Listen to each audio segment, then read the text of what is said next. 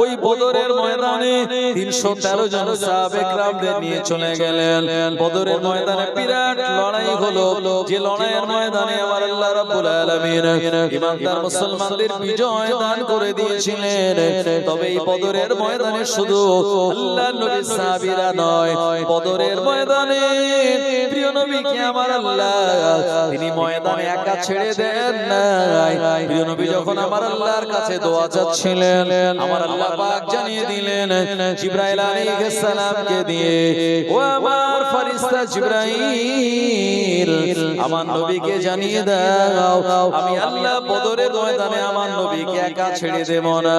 আমি আল্লাহ আসমান থেকে 5000 ফেরেশতা আমার নবীর সেনাবাহিনী হিসাবে আমি নাযিল করে দেব। আল্লাহর নবী দিন দুনিয়ার বাদশা বদরের ময়দানে একটি উঁচু জায়গাতে তিনি বসে আছেন। এমন সময় দেখতে পেলেন দুইজন মাসুম বাচ্চা প্রিয় নবীর কাছে ছুটে চলে এসেছে। আসসালাতু আসসালামু আলাইকা ইয়া রাসূলুল্লাহ হাবিবাল্লাহ। আল্লাহর নবী সালামের জবাব দিলেন, এ মাসুম বাচ্চা দুটি বলেন, হুজুর আপনি আমাদেরকেও ময়দানে যাওয়ার পারমিশন দিন। প্রিয় নবী জানিয়ে দিলেন, এ মদিনার আনসারীর ছেলে শুনে রাখো, কোন নাবালকের জন্য জিহাদ ফরজ নয়, কোন বয়স্ক অন্ধ ব্যক্তির জন্য জিহাদ ফরজ নয়, কোন মহিলাদের উপর আল্লাহ জিহাদ করাকে এভাবে ফরজ করে দেন নাই। আমাদের ভিতরে যারা যুবক আর পুরুষ রয়েছেন তারা লড়াইয়ের ময়দানে যাবে, তারা লড়াইয়ের ময়দানে এসেছে। সুতরাং তোমরা নাবালক হওয়ার জন্য আমি বদরের ময়দানে যাওয়া তোমাদের পারমিশন দিতে পারি না। মাসুম বাচ্চা দুটি বারবার কাকুতি মিনতি করে বলে, হুজুর অনেক আশা নিয়ে এসেছি, এ বদরের ময়দানে আপনার পক্ষ নিয়ে আমরা লড়াই করব কুফারে কুরাইশদের বিরুদ্ধে। হুজুর একবার যদি আপনি পারমিশন দেন জীবন আমাদের ধন্য হয়ে যাবে, মনের আশাটা পূর্ণ হয়ে যাবে। আল্লাহর নবী বাচ্চা দুটির মানসিক অবস্থা বুঝতে পেরে বললেন, এ মদিনার আফরাহার দুই পুত্র, এক কাজ করো, তোমরা দুইজন মিলে এখানে কুস্তি লড়ো, যে ভাই জিতে যাবে আমি তাকে এই যুদ্ধের ময়দানে যাওয়ার পারমিশন দিই। আল্লাহর বাঘ, আল্লাহর সিংহ, তার শরীরে আল্লাহ এত শক্তি এত তাকত দিয়েছিলেন, তো ওই দুশমনকে মাটিতে ফেলে দিয়েছে। এমন সময় দুশমন দেখছে যে আলী আমার গলায় এবারে ছুরি চালিয়ে দেবে, আমার আর বাঁচার উপায় নেই, শেষ। এরকম একটি সময়ে ওই দুশমন লোকটাকে ছেড়ে দিলেন। এখন সাহাবে کرامগণরা জিজ্ঞেস করছেন, আলী আপনি ছেড়ে দিলেন কেন? আল্লাহর নবীর প্রাণপ্রিয় সাহাবী হযরত আলী মুর্তজা বললেন, ও নবী সাহাবীরা, ওই দুশমনটাকে আমি যখন প্রথম ধরে নিলাম, ওকে আমি ইসলামের জন্য, আল্লাহর দ্বীনের জন্য, আমার প্রিয় নবীর মহব্বতে ওই দুশমনটাকে আমি হত্যা করে দেব, কতল করে দেব। এটা ছিল দ্বীনের জন্য, ইসলামের জন্য, শরীয়তের জন্য। কিন্তু না না না, ও আমার মুখে যখন থুতু দিল, এ সময় আমার প্রচন্ড রাগ হয়ে গেল। রাগ এটি হলো শরীয়তে হারাম। রাগ দিয়ে কোনো কাজ করলে পরে এই কাজটা ভুল হয়ে যায়, এজন্য রাগ হলো শরীয়তে হারাম। আমি আলী রাগ করে তাকে যদি মেরে দিতাম, ওই মারাটা আমার প্রতিশোধ নেওয়ার জন্য হতো, আমার নিজের জন্য হতো, ওটা ইসলামের জন্য হতো না। এই কারণে আমি দুশমনটাকে ছেড়ে দিলাম একমাত্র আমার আল্লাহকে রাজি আর খুশি করানোর জন্য। গণেদেরকেও আল্লাহ পাক বিভিন্ন মুজিজা দান করেছিলেন। ও আমার ভাইজানেরা, অন্যান্য নবীরা এই দুনিয়ার জমিন থেকে বিদায় নেওয়ার পরেও মুজিজাগুলি তাদের কাছ থেকে চলে গিয়েছে। এই দুনিয়ার জমিনে ওই মুজিজাগুলির অস্তিত্ব আর খুঁজে পাওয়া যায় না। কিন্তু আমার আপনার নবী দিন দুনিয়ার বাদশা আখিরি জামানার নবী দুনিয়ার জমিন থেকে বিদায় নেওয়ার পরও তানার মুজিজাগুলি আজও দুনিয়ার জমিনে বিদ্যমান। একবার মহব্বত করে বলুন সুবহানাল্লাহ। ও আমার ভাইয়েরা, আপনি বলবেন প্রিয় নবী বিদায় নেওয়ার পর তানার কোন মুজিজা বিদ্যমান, আমি আপনাদেরকে শুনিয়ে দেব।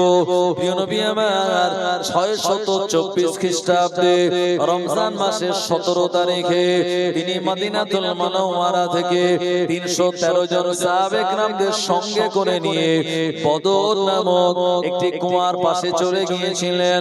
এই জায়গায় যাওয়ার কারণ হলো প্রিয় নবীর সাহাবে কেরামদের সঙ্গে আবু জাহেলের নেতৃত্বে বিরাট এক বাহিনী তারা প্রিয় নবীর সঙ্গে বিনা কারণে তারা যুদ্ধ করার জন্য চলে এসেছিল। কারণ তারা এটা সহ্য করতে পারছিল না যে মুহাম্মদ ইবনে আব্দুল্লাহকে আমরা মক্কার জমিনে এত নানান ভাবে নির্যাতন করলাম, অত্যাচার করলাম, টর্চার করলাম। ওই মুহাম্মদ ইবনে আব্দুল্লাহ মক্কার জমিন থেকে মদিনাতুল মুনাওয়ারায় চলে আসলো। আমরা মদিনাতুল মুনাওয়ারায় এসে আমরা তার উপরে আর টর্চার আর অত্যাচার তো করতে পারি না। আমার ভাইয়েরা, মক্কার আবু জাহেল এমন করে সাহেব ইবনে রাবিয়া, উতবা ইবনে রাবিয়া, ওয়ালিদ ইবনে মুগীরা, উমাইয়া ইবনে খালদ, উকবা বিন আবি মুবাইদ, আবু সুফিয়ানের দলের মানুষেরা প্রিয় নবীকে কষ্ট দেওয়ার জন্য এরা মদিনার উপরে হামলা করার জন্য এরা ব্লুপ্রিন্ট তৈরি করে নিল। আল্লাহর নবীর কাছে সংবাদ চলে আসলো, ইয়া রাসূলুল্লাহ, হাবিবাল্লাহ, হুজুর আপনি মদিনার জমিনের অথচ মক্কাতুল মুকাররমার কুফারে কুরাইশেরা আপনার বিরুদ্ধে লড়াই করার জন্য, আপনার সাহাবে কেরামদের বিরুদ্ধে লড়াই করার জন্য এরা বিরাট এক বাহিনী তৈরি করে নিয়েছে। যে বাহিনীর সদস্য সংখ্যা হলো 1000। হুজুর আপনার সাহাবাদের বিরুদ্ধে তারা লড়াই করতে চায়।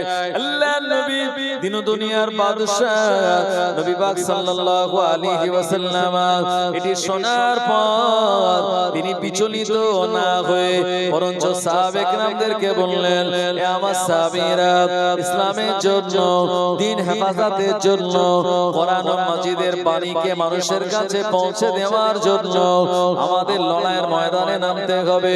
আল্লাহর নবী ডাক দিলেন, মদিনার জমিন থেকে 313 জন সাহাবে কেরামগণেরা আল্লাহর হাবিবের পাশে এসে দাঁড়িয়ে যান। ও আমার ভাইয়েরা, আল্লাহর নবী মনে মনে চিন্তা করছিলেন, আল্লাহ যাদের বিরুদ্ধে লড়াই হবে, এমন করে মক্কাতুল মুকাররমা থেকে যারা আসবে আর আমি যাদের নিয়ে তাদের বিরুদ্ধে লড়াই করতে যাব, তাদের সঙ্গে এদের একটা মহাব্বত আত্মীয়তার সম্পর্ক রয়েছে। আজকে লড়াই হবে বাপের বিরুদ্ধে বেটার, আজকে লড়াই হবে মামার বিরুদ্ধে ভাগনার, আজকে লড়াই হবে ভাইয়ের বিরুদ্ধে, আজকে লড়াই হবে চাচার বিরুদ্ধে ভাতিজার। ও রব্বুল আলামিন, আমার সাহাবীরা পরিচিত মুখ দেখার পর তাদের মনে যদি এটা হয়, না না না, তরবারি যার বিরুদ্ধে আমি উঠিয়েছি ওটা আমার পরিচিত, ওটা আমার রিলেটিভ, ওটা আমার, এমন করে ছোটবেলার সঙ্গে ও রব্বুল আলামিন আমার সাহাবীদের তরবারি থেমে যাবে। এই জায়গায় তো আমরা পরাজয় বরণ করব। আল্লাহ পাক এটা ইসলামের প্রথম যুদ্ধ, আল্লাহ আপনার দ্বীন প্রচারের জন্য এই যুদ্ধে জয়ী হওয়া আমাদের একান্ত প্রয়োজন। প্রিয় নবী যখন এমন করে তিনি বিভিন্ন বিষয় নিয়ে চিন্তা করেন, আমার আল্লাহ রাব্বুল আলামিন জিবরাইল আমিনকে পাঠিয়ে দিলেন, ও জিবরাইল চলে যাও আর আমার প্রিয় নবীকে শুনিয়ে দাও, ওয়াকাতিলু ফি সাবিলিল্লাহিল্লাযীনা ইউকাতিলুনাকুম ওয়া লা তা'তাদু ইন্নাল্লাহা লা ইউহিব্বুল মু'তাদিন। ও নবী আপনি লড়াই করুন তাদের বিরুদ্ধে যারা আপনার বিরুদ্ধে লড়াই করতে চায়। তবে আপনি মনে রাখুন সীমা লঙ্ঘন করবেন না। আপনাকে সীমা লঙ্ঘন করতে আমার আল্লাহ মানা করে দিয়েছেন, কারণ ইন্নাল্লাহা লা ইউহিব্বুল মুতাদিন, সীমা লঙ্ঘনকারীকে আল্লাহ পাক পছন্দ করেন না। সীমা লঙ্ঘনকারী মানে সীমা লঙ্ঘন করা মানে কোন বয়স্ক মানুষকে আঘাত না করা, এমন করে বাচ্চাদের উপরে আঘাত না করা, মহিলাদের উপরে আঘাত না করা, আগে ভাগে তাদের বিরুদ্ধে কোন রকম প্রতিশোধ না নেওয়া, আল্লাহ পাক এটা মানা করে দিয়েছেন। প্রিয় নবী আমার সাহাবা একরামদের ওইভাবে তিনি ডিরেকশন দিলেন। আল্লাহর বাগ, আল্লাহর সিংহ, তার শরীরে আল্লাহ এত শক্তি এত তাকত দিয়েছিলেন, তো ওই দুশমনকে মাটিতে ফেলে দিয়েছে। এমন সময় দুশমন দেখছে যে আলী আমার গলায় এবারে ছুরি চালিয়ে দেবে, আমার আর বাঁচার উপায় নেই, শেষ। এরকম একটি সময়ে ওই দুশমন চেহারা লক্ষ্য করে থুতু দিল। হযরত আলী রাদিয়াল্লাহু আনহু সঙ্গে সঙ্গে এই লোকটাকে ছেড়ে দিল। তো অন্য পাশে যারা ছিল তারা বলল, আরে আলী, এই লোকটাকে তুমি ধরলে, দুশমন তোমার তাকে শুইয়ে ফেললে, আর সে তোমার মুখে থুতু দিল, তুমি তাকে ছেড়ে দিলে কেন? হযরত আলী রাদিয়াল্লাহু আনহু কি বলেছিলেন জানেন? ভাই এরকম পরিস্থিতি হলে আমরা কি করব? তাকে যদি দুটো তরবারি মেরে হত্যা করার ইচ্ছা থাকতো, তো থুতু দেওয়ার জন্য আমরা হয়তো আরো 5টা মারবো, কারণ তুমি আমার গায়ে থুতু দিলি কেন? আর এটা দিলে মানুষ রেগে যায়। এজন্য রাস্তাঘাটে যখন চলি দেখবেন অনেকে আছে, হ্যাঁ, যারা গাড়িওয়ালা, বাইকওয়ালা, চার চাকাওয়ালা, অনেকে আছে যখন থুতু ফেলে তখন গাড়ির দরওয়াজাটা খুলে নিচের দিকে ফেলে। আবার অনেকে আছে যারা ফট করে ডান দিকে ফেলে দিল, কারোর গায়ে লেগে গেল। আমার ভাইজানেরা, এটা যেমন দৃষ্টিকটুর, আর যার গায়ে লাগবে যদি সে শান্ত লোক হয় তাও কিন্তু সে রেগে যাবে। অন্তত মুখ দিয়ে তার একটা খারাপ কথা বার হবে যে কেমন ড্রাইভার এমন ভাবে গাড়ি থেকে থুতু ফেললো আর আমার গায়ে এসে লাগলো। আমার ভাইজানেরা, তো আলী লোকটাকে ছেড়ে দিলেন। এখন সাহাবে کرامগণেরা জিজ্ঞেস করছেন, আলী আপনি ছেড়ে দিলেন কেন? আল্লাহর নবীর প্রাণপ্রিয় সাহাবী হযরত আলীউল মুর্তজা বললেন, ও নবী সাহাবীরা, ওই দুশমনটাকে আমি যখন প্রথম ধরে নিলাম, ওকে আমি ইসলামের জন্য, আল্লাহর দ্বীনের জন্য, আমার প্রিয় নবীর মহব্বতে ওই দুশমনটাকে আমি হত্যা করে দেব, কতল করে দেব। এটা ছিল দ্বীনের জন্য, ইসলামের জন্য, শরীয়তের জন্য। কিন্তু না না না, ও আমার মুখে যখন থুতু দিল, এ সময় আমার প্রচন্ড রাগ হয়ে গেল। রাগ এটি হলো শরীয়তে হারাম। রাগ দিয়ে কোনো কাজ করলে পরে এই কাজটা ভুল হয়ে যায়, এজন্য রাগ হলো শরীয়তে হারাম। আমি আলী রাগ করে তাকে যদি মেরে দিতাম, ওই মারাটা আমার প্রতিশোধ নেওয়ার জন্য হতো, আমার নিজের জন্য হতো, ওটা ইসলামের জন্য হতো না। এই কারণে আমি দুশমনটাকে ছেড়ে দিলাম একমাত্র আমার আল্লাহকে রাজি আর খুশি করানোর জন্য। আর জোরে বলেন সুবহানাল্লাহ। ও নবীর উম্মতেরা, কিরকম ভাবে তানারা তানাদের আবেগগুলো কন্ট্রোল করেছিলেন। এজন্য দুনিয়া জমিনে আবেগ নিয়ে আপনি যখন চলবেন, শয়তান তখন জানিয়ে দেয়, মানুষ যখন আবেগে ভাসে, ওই মানুষটা তখন খামিরের দলার মতো হয়ে যায় শয়তানের কাছে। শয়তান তাকে যেমন ইচ্ছা তেমনটা বানাতে পারে। ও আমার ভাইয়েরা, এজন্য দুনিয়া জমিনে রাগ যেমন হারাম, এটা আমাদের ভক্ষণ করতে হবে। রাগ আমাদের হজম করা লাগবে। দুনিয়াতে অন্য কোন হারাম আপনায় খাওয়া যাবে না, আল্লাহ পাক মানা করে দিয়েছেন। কিন্তু রাগ নামক হারাম জিনিসটা আপনায় আমায় ভক্ষণ করা লাগবে, এটা আমাদের হজম করে নিতে হবে। কারণ দুনিয়া জমিনে মানুষের মাথায় যখন রাগ হয়ে যায়, মানুষ এই সময় তার হিতে হিত জ্ঞান থাকে না, কি করে বসে তার নিজেরও কোনো ঠিক থাকে না।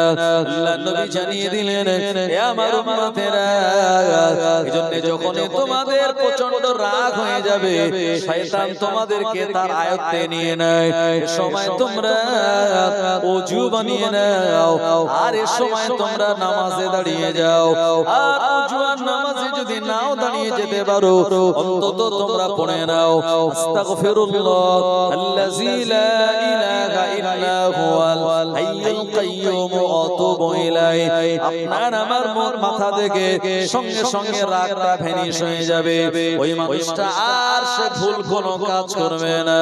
একবার জোরে বলুন সুবহানাল্লাহ। ও নবীর উম্মত মাদানীরা, আমি আপনাদের যে কথা শোনাচ্ছিলাম, প্রিয় নবী আমার বদরের ময়দানে 313 জন সাহাবে کرامদের নিয়ে চলে গেলেন। বদরের ময়দানে বিরাট লড়াই হলো, যে লড়াইয়ের ময়দানে আমার আল্লাহ রাব্বুল আলামিন ঈমানদার মুসলমানদের বিজয় দান করে দিয়েছিলেন। তবে এই বদরের ময়দানে শুধু আল্লাহর নবী সাহাবীরা নয়, বদরের ময়দানে প্রিয় নবীকে আমার আল্লাহ তিনি ময়দানে একা ছেড়ে দেন নাই। প্রিয় নবী যখন আমার আল্লাহর কাছে দোয়া চাচ্ছিলেন, আমার আল্লাহ পাক জানিয়ে দিলেন জিবরাইল আলাইহিস সালামকে দিয়ে, ও আমার ফেরেশতা জিবরাইল আমার নবীকে জানিয়ে দাও আমি আল্লাহ বদরের ময়দানে আমার নবীকে একা ছেড়ে দেব না। আমি আল্লাহ আসমান থেকে 5000 ফেরেশতা আমার নবীর সেনাবাহিনী হিসাবে আমি নাযিল করে দেব। আরো জোরে বলেন সুবহানাল্লাহ। ও নবীর উম্মত মাদানীরা, মক্কা থেকে যারা মদিনা শরীফের জমিনে যান, মদিনাতুল মুনাওয়ারায় যাওয়ার আগে আপনার জাবালে মালাইকা নামক একটা পাহাড় আছে। ওই পাহাড়টা সম্পূর্ণ বালির পাহাড়। গোটা মক্কা মদিনায় কোন জায়গায় আপনি বালির পাহাড় দেখতে পাবেন না। একমাত্র একটি পাহাড় যেটা একেবারে নরম বালির পাহাড়, যেখানে মানুষেরা ওঠে। এই জায়গা আল্লাহ তাআলার কাছে তারা দোয়া করেন। ওই জায়গাতে আল্লাহ পাকের আসমান থেকে 5000 ফেরেশতা নাযিল হয়ে বদরের ময়দানে তারা চলে গিয়েছিলেন। আল্লাহর নবী দিন দুনিয়ার বাদশা বদরের ময়দানে একটি উঁচু জায়গাতে তিনি বসে আছেন। এমন সময় দেখতে পেলেন দুইজন মাসুম বাচ্চা প্রিয় নবীর কাছে ছুটে চলে এসেছে। আসসালাতু আসসালামু আলাইকা ইয়া রাসূলুল্লাহ হাবিবাল্লাহ। আল্লাহর নবী সালামের জবাব দিলেন। এ মাসুম বাচ্চা দুটি বলেন, হুজুর আপনি আমাদেরকেও ময়দানে যাওয়ার পারমিশন দিন। প্রিয় নবী জানিয়ে দিলেন, এ মদিনার আনসারীর ছেলে শুনে রাখো, কোন নাবালকের জন্য জিহাদ ফরজ নয়, কোন বয়স্ক অন্ধ ব্যক্তির জন্য জিহাদ ফরজ নয়, কোন মহিলাদের উপর আল্লাহ জিহাদ করাকে এভাবে ফরজ করে দেন নাই। আমাদের ভিতরে যারা যুবক আর পুরুষ রয়েছেন তারা লড়াইয়ের ময়দানে যাবে, তারা লড়াইয়ের ময়দানে এসেছে। সুতরাং তোমরা নাবালক হওয়ার জন্য আমি বদরের ময়দানে যাওয়া তোমাদের পারমিশন দিতে পারি না। মাসুম বাচ্চা দুটি বারবার কাকুতি মিনতি করে বলে, হুজুর অনেক আশা নিয়ে এসেছি, এ বদরের ময়দানে আপনার পক্ষ নিয়ে আমরা লড়াই করব কুফারে কুরাইশদের বিরুদ্ধে। হুজুর একবার যদি আপনি পারমিশন দেন, জীবন আমাদের ধন্য হয়ে যাবে, মনের আশাটা পূর্ণ হয়ে যাবে।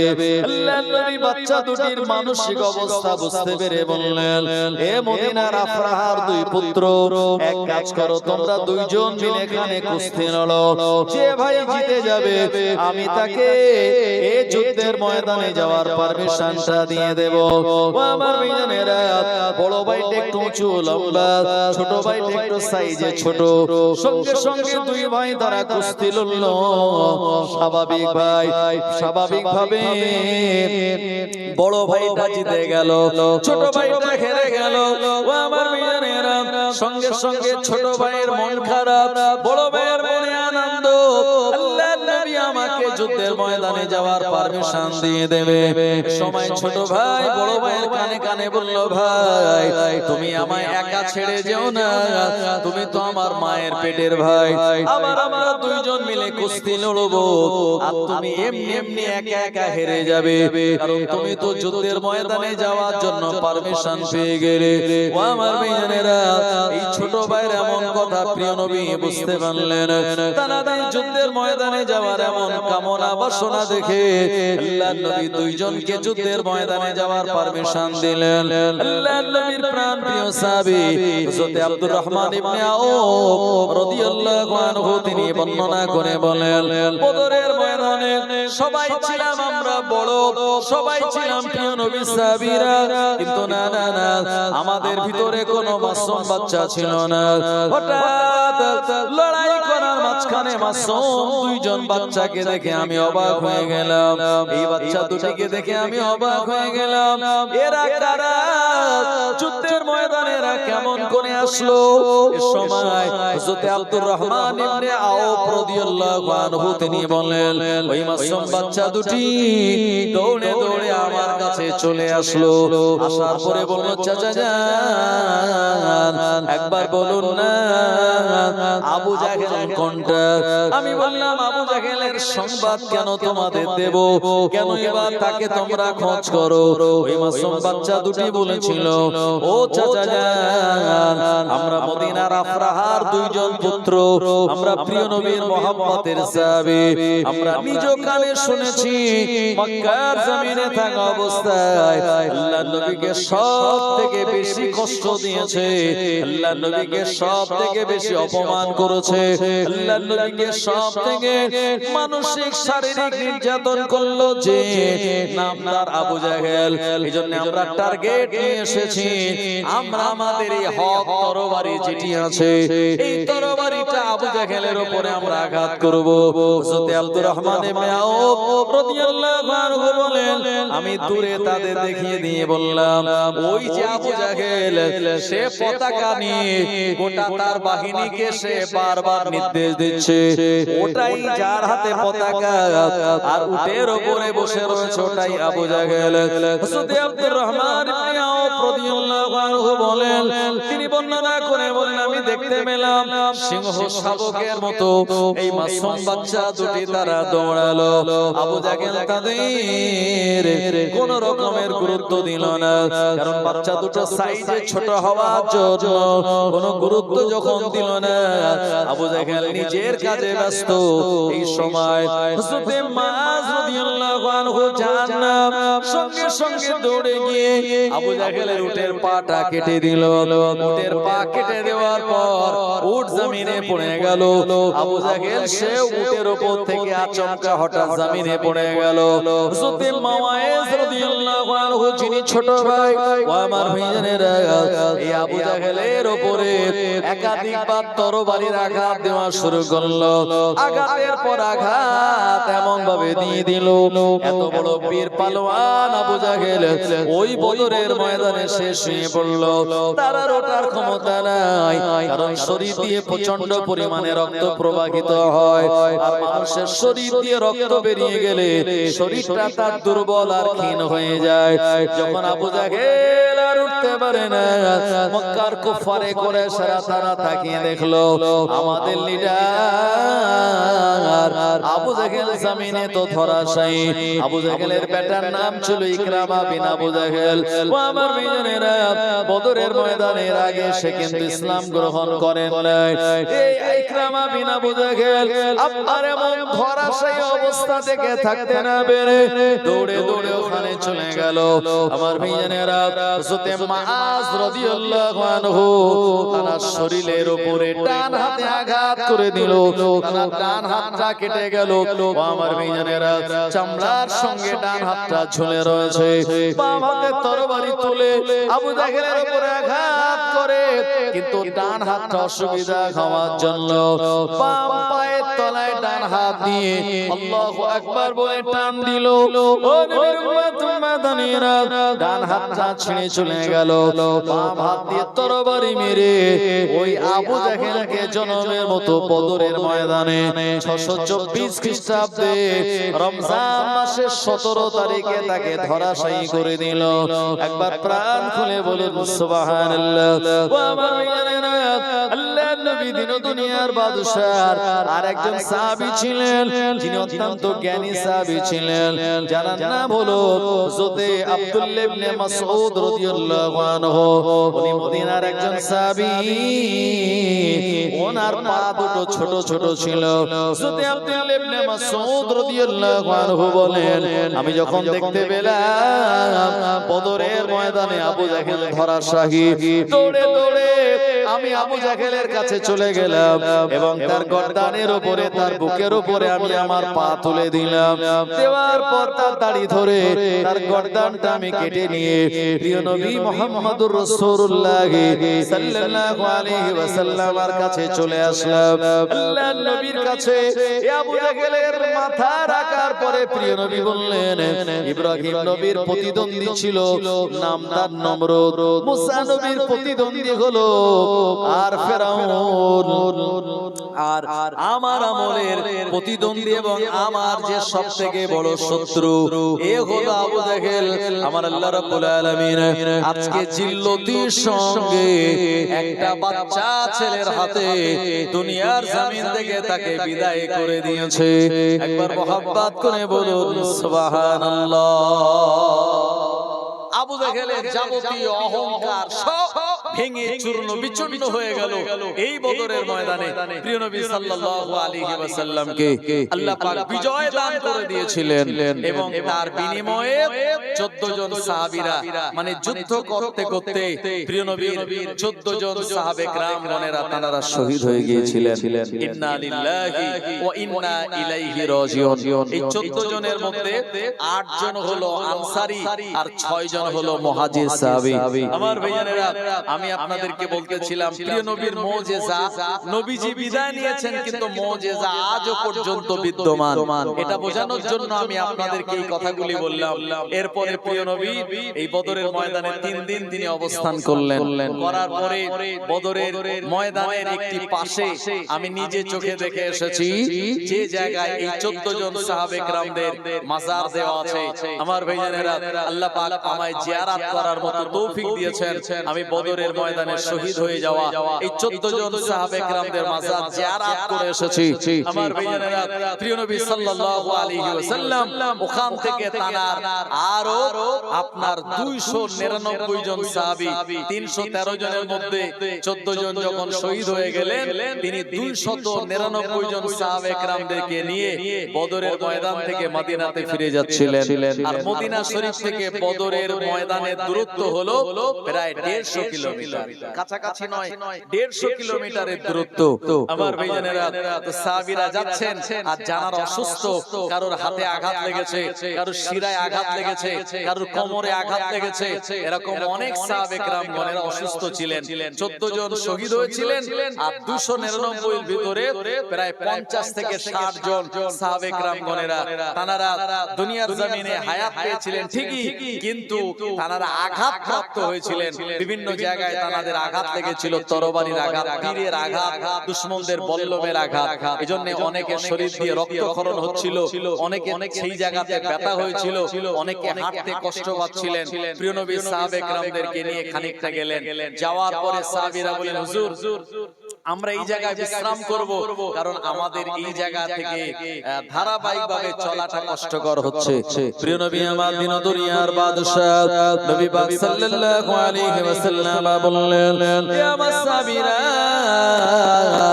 এই জায়গাতে আমরা তাবু গঠন করব, এই জায়গাতে তাবু গেড়ে আমরা এখানে নিশি যাপন করব, রাত্রি বেলা অবস্থান করব।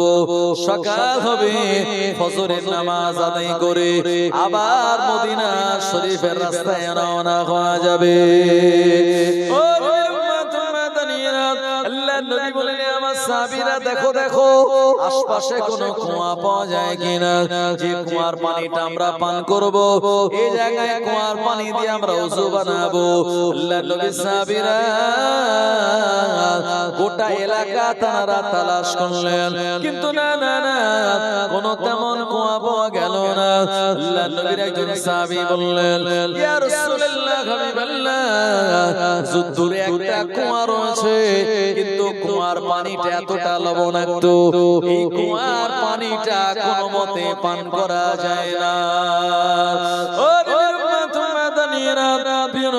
আমার বললেন আমার সাহাবীরা একটা তীর নিয়ে আসো।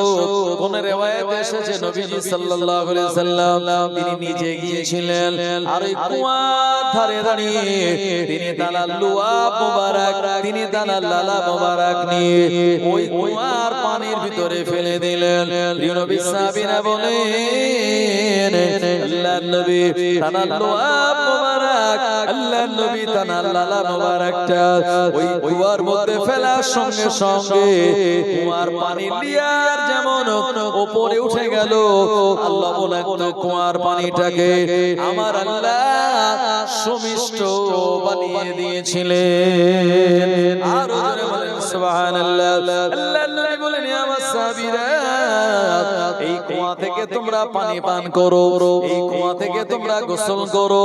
আল্লাহর নবীর বদরের ময়দান থেকে ফিরে যাওয়া সাহাবীরা যারা আঘাত প্রাপ্ত হয়েছিলেন, যারা জখমের শিকার হয়েছিলেন, এই সাহাবীরা কুয়ার পানি দিয়ে গোসল করার কারণে কুয়ার পানিটা পান করার জন্য আমার আল্লাহ রাব্বুল আলামিন ওই আঘাত প্রাপ্ত সাহাবীদেরকে তিনি আরোগ্য দান করে দিয়েছিলেন। আরো জনে বলেন সুবহানাল্লাহ। ও নবীর উম্মতেরা এরপর থেকে ওই কুয়াটার নাম হয়ে গেল বীরে শেফা। আজ পর্যন্ত বীরে শেফা নামক কুয়াটা ওই মক্কা থেকে মদিনা শরীফে যাওয়ার রাস্তায় পড়ে আল্লাহর হাজী বান্দারা আল্লাহ পাকের হাজীন বান্দিরা ওই কুয়া থেকে তারা পানি গ্রহণ করেন, কুয়ার পানিটা পান করেন, মনে মনে চিন্তা করেন আল্লাহ এমন কুয়ার পানি আমি পান করি যে কুয়ার পানির ভিতরে প্রিয় নবীর লুয়াব মোবারকটা লেগে রয়েছে। ও আমার ভাইজানেরা আজও যারা নিয়াত করে ওই পানিটা পান করে আল্লাহ অমুক রোগের থেকে আপনি আমায় শিফা দান করুন, নিয়াত যদি আপনার খাঁটি হয় আর প্রিয় নবী যদি আপনি ভালোবাসার উম্মত হতে পারেন আমার আল্লাহ ওই পীরে শেফার পানির দ্বারা আজও আপনাকে আমাকে আমার আল্লাহ বিভিন্ন রোগ থেকে শেফা দান করে দেবে। আরো জোরে বলেন সুবহানাল্লাহ। আল্লাহুম্মা সাল্লি আলা সাইয়্যিদিনা ওয়া আলা আলি সাইয়্যিদিনা ओ शहरे मोहब्बत जहां मुस्तफा है वही घर बनाने को दिल चाहता है। সুবহানাল্লাহ। যেখানে নবীজি আছেন আর এই মসজিদটাকে বলা হচ্ছে মসজিদে নববী। আপনি আমি বাড়িতে নামাজ পড়লে যে সওয়াব আর মসজিদে নববীতে গিয়ে এক রাকাত নামাজ আদায় করলে আল্লাহ পাক আমাদের নবীর ওসিলায় এক রাকাত নামাজের বদৌলতে 50,000 রাকাত নামাজের সওয়াব দিয়ে দেবেন। জোরে বলুন না সুবহানাল্লাহ। ও শহরে মোহাব্বত जहां मुस्तफा है वही घर बनाने को दिल चाहता है। ओ सोने से कंकर ओ चांदी से माटी नजर में बसाने को दिल चाहता है। ओ शहरे मोहब्बत जहां मुस्तफा है वही घर बनाने को दिल चाहता है। जो पूछा नबी ने के कुछ घर पे छोड़ा तो सिद्दीक़ अकबर के होठों पे आया वहा मालो दौलत के क्या है हकीकत जहां जा लुटाने को दिल चाहता है। वो शहरे मोहब्बत जहां मुस्तफा है वही घर बनाने को दिल चाहता है। अल्लाह সাল্লি আলা সাইয়্যিদিনা মাওলানা মুহাম্মাদ ওয়া আলা আলিহি।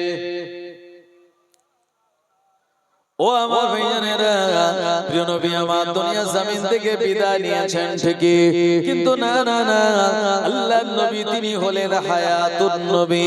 আমার আল্লাহ আমাদের নবীকে ইন্তেকাল দেওয়ার আগে প্রিয় নবীকে জিজ্ঞাসা করেছিলেন, ও আমার হাবিব, ও আমার বন্ধু, আমি আল্লাহ বিভিন্ন নবীকে বিভিন্ন রকমের উপাধি দিয়েছি।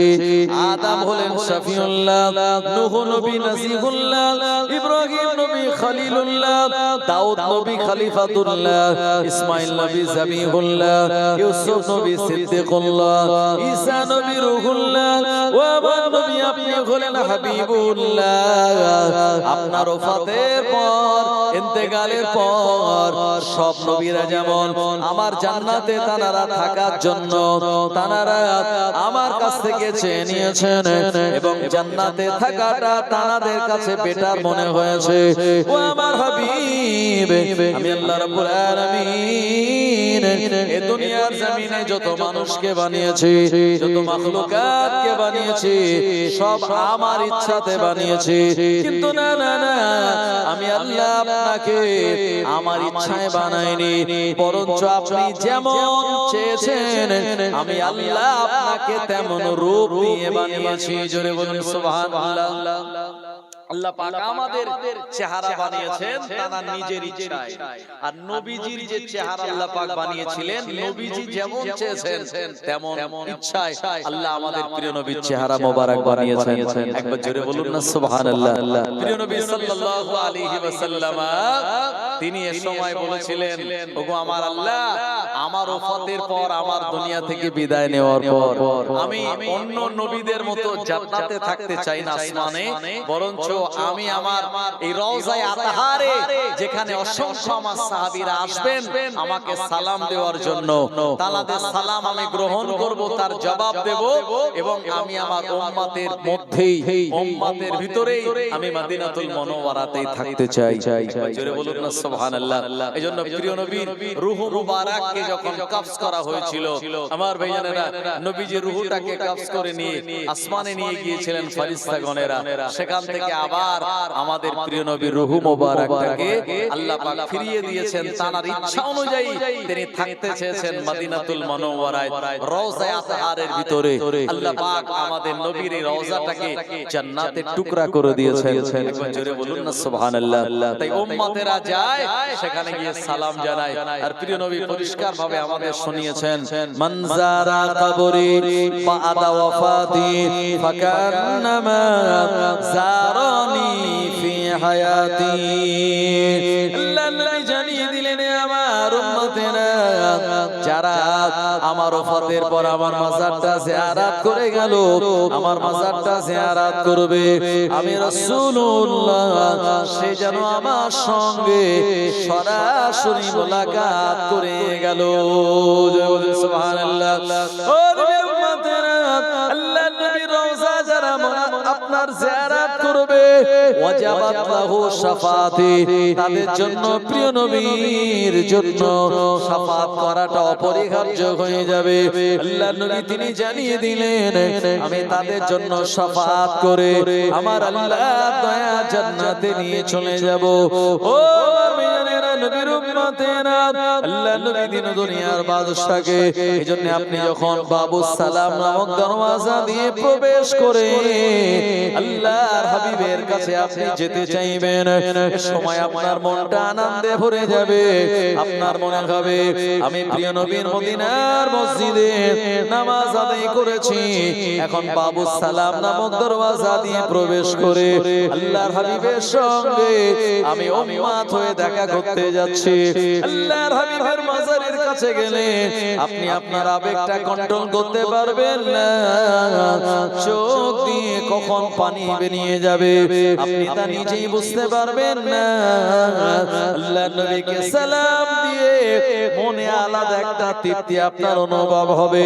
আপনার মনে হবে নবী আমার ওই জায়গাতে বসে আছেন আর উম্মতের সালামগুলি তিনি হেসে হেসে গ্রহণ করছেন। জোরে বলুন সুবহানাল্লাহ। ও নবীর উম্মতেরা, এইজন্য উম্মতেরা সালাম দেওয়ার আগে আল্লাহর নবীর রওজায় যাওয়ার আগে সালামগুলি তারা মুখস্থ করে নেন। আসসালাতু আসসালামু আলাইকা ইয়া রাসূলুল্লাহ, আসসালাতু আসসালামু আলাইকা ইয়া হাবিবাল্লাহ, আসসালাতু আসসালামু আলাইকা ইয়া নূরাল্লাহ, আসসালাতু আসসালামু আলাইকা ইয়া সিরাজাম মুনীরা, আসসালাতু আসসালামু আলাইকা ইয়া শাফিউল মুজনিবিন, আসসালাতু আসসালামু আলাইকা ইয়া রাহমাতাল লিল আলামিন বলে সালাম দিতে দিতে আপনি যখন জান্নাতুল বাকির দিকে চলে যাবেন, ও আমার ভাইজানেরা, আপনার মনটা ভরে যাবে। জোরে বলুন সুবহানাল্লাহ। ও জোয়ানেরা, যুবকেরা, তাই আমাদের নবী মরা নবী নন, আল্লাহর নবী হলেন হায়াতুন নবী। প্রিয় নবী আমার, কিয়ামতের মহাময়দানে সব নবীরা যেদিন এমন করে তারা নফসি নফসি করবে, একমাত্র শুধুমাত্র কেবলমাত্র এক জায়গা থেকে আওয়াজ হবে, ইয়া রাব্বি হাবলি উম্মতি আইনা উম্মতি আসআলুকা উম্মতি। গোটা কিয়ামতবাসী অবাক হয়ে যাবে।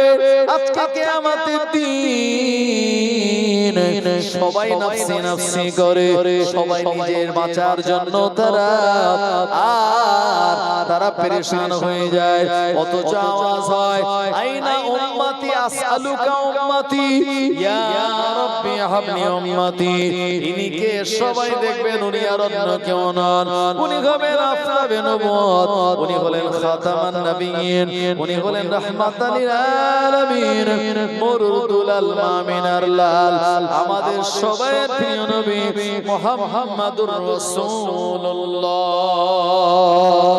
আরো জোরে বলেন সুবহানাল্লাহ। ও জোয়ানেরা, যুবকেরা, ওই নবীর মহব্বত আর ভালোবাসা কিভাবে আমরা পাবো? আল্লাহর নবী আরাফাতের ময়দানে তিনি নবম হিজরিতে আমাদের কাছে পরিষ্কার জানিয়ে দিলেন, তারাকতু ফীকুম আমরাইন লান তাদিল্লু মা তামাসসাকতুম বিহিমা। হে আমার সাহাবীরা, আমি তোমাদের কাছে দুটো জিনিস রেখে যাচ্ছি, একটি হলো আমার কিতাব আর আল্লাহ পাকের কালাম কোরআন মাজিদ, আর দ্বিতীয় নম্বর হলো আমার হাদিস মানে সুন্নাতে নববী। এই দুটিকে সামনে রেখে যারা দুনিয়া জমিনে চলবে, আল্লাহর নবী জানিয়ে দিলেন, লান তাদিল্লু, জীবনে তারা কোনোদিন পথভ্রষ্ট হবে না।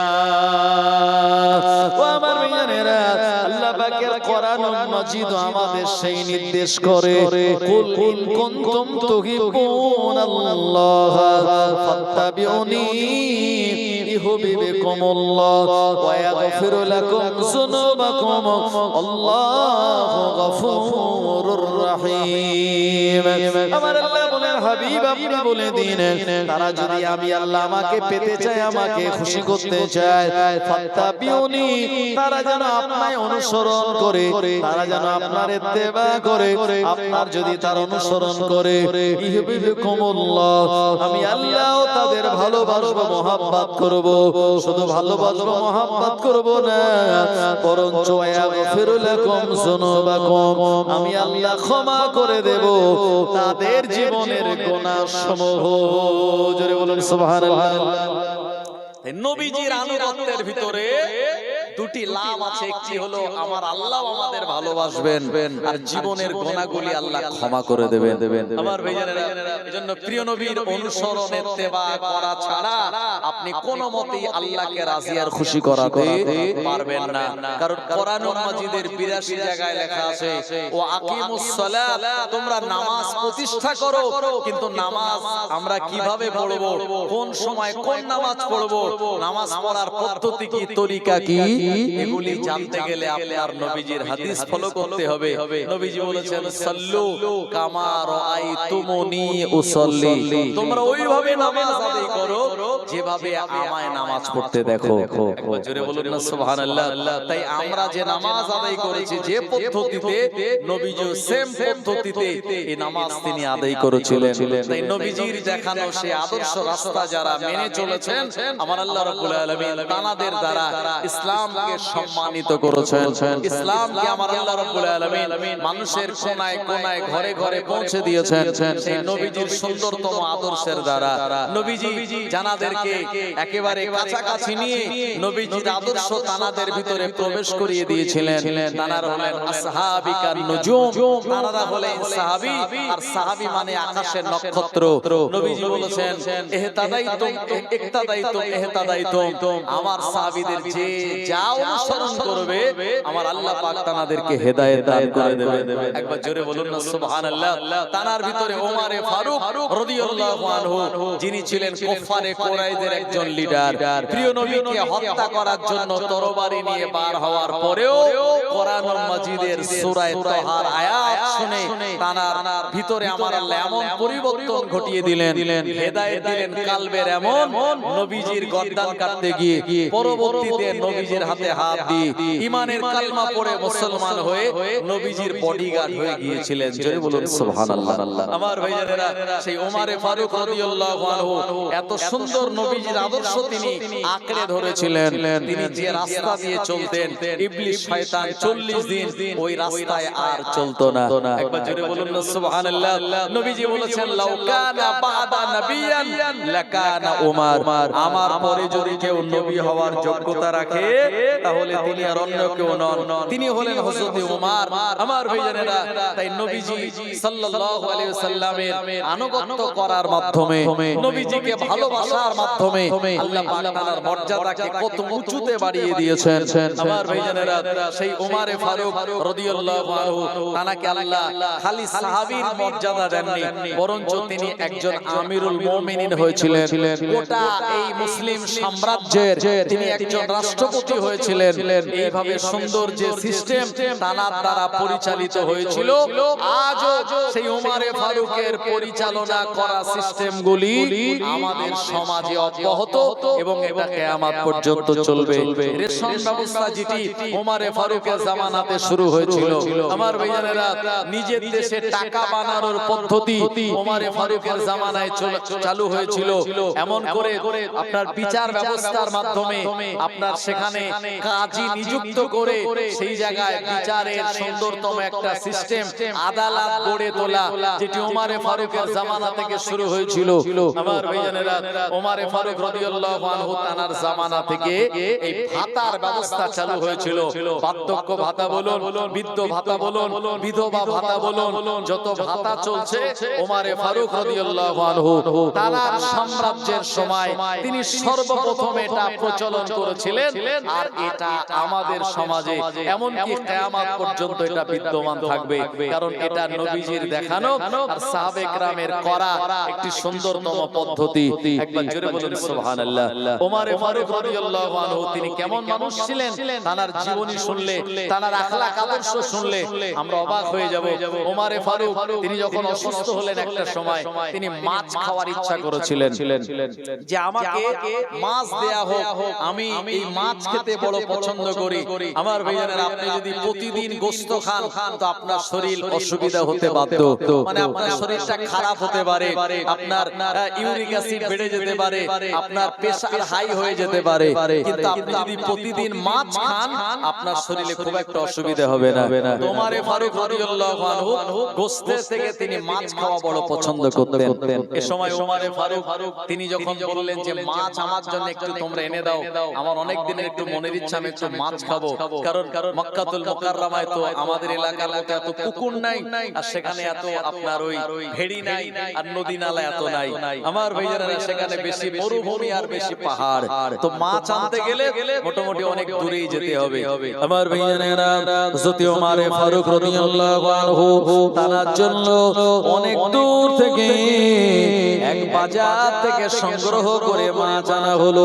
হুজুরের জন্য মাছটাকে রান্না করে রেডি করে রুটির মাধ্যমে রুটি একটা বানিয়ে ওই রুটির উপরে মাছটাকে রেখে অসুস্থ ওমরে ফারুক রাদিয়াল্লাহু আনহু তার সামনে পরিবেশন করা হয়েছিল। আল্লাহর নবী সাহাবীরা বললেন, ও আমিরুল মুমিনিন, আপনার দীর্ঘদিনের মনের চাহিদা, আপনি মাছ খাবেন বলেছিলেন, আমরা অনেক কষ্ট করে আপনার জন্য মাছটা সংগ্রহ করে আনলাম। হুজুর আপনি মাছটা জান ভরে খান আর আমাদের জন্য দোয়া করুন। ওমরে ফারুক রাদিয়াল্লাহু আনহু তিনি শুয়েছিলেন, এ সময় তিনি কোনো একটা কিছুতে হালাল দিয়ে বসলেন। তার সামনে রুটির উপরে মাছটা যখন দেয়া হলো, হঠাৎ ওমরে ফারুক রাদিয়াল্লাহু আনহুর ওই ঘরের দরওয়াজায় একজন সাইল, একজন ভিক্ষুক চলে এসেছে। ও আমার ভাইয়েরা, ওমরে ফারুককে লক্ষ্য করে বললেন, ও আমিরুল মুমিনিন, আমি আপনার ঘর থেকে কি কিছু খাদ্য পেতে পারি? ওমরে ফারুক রাদিয়াল্লাহু আনহু মাছটা তখনো খাননি, রুটির উপরে আছে, খাবেন এবারে। কারণ খাওয়ার আগে মুসলমানদের কিছু নিয়ম পালন করতে হয়, কথা ঠিক কি না? খাদ্য আমি পেলাম আর হঠাৎ করে মুখের মধ্যে দিলাম, এমনটা নয়। খাদ্য যখন আসবে, নবীজির সুন্নাত আপনাকে দস্তরখান বিছাতে হবে। খাদ্য আসার পরে আপনাকে হাত ধুতে হবে। খাদ্য আসার পরে আপনাকে আল্লাহুম্মা বারিক লানা ফিমা রাযাকতানা ওয়া কিনা আযাবান নার দোয়া পড়তে হবে। তারপরে বিসমিল্লাহ বলে খাদ্য শুরু করতে হবে। আমার ভাইজানেরা, এর আগে এতগুলি কাজ আমরা অনেকে আছি এগুলি করি, আবার অনেকে আছে ও খিদে লেগেছে, যেই খাদ্য সামনে চলে এসেছে ও বিসমিল্লাহ বলার প্রয়োজন মনে করেনি, ওইভাবেই চালিয়ে দিয়েছে। শয়তান সে কি করে খাদ্যে অংশীদারিত্ব হয়ে যায়।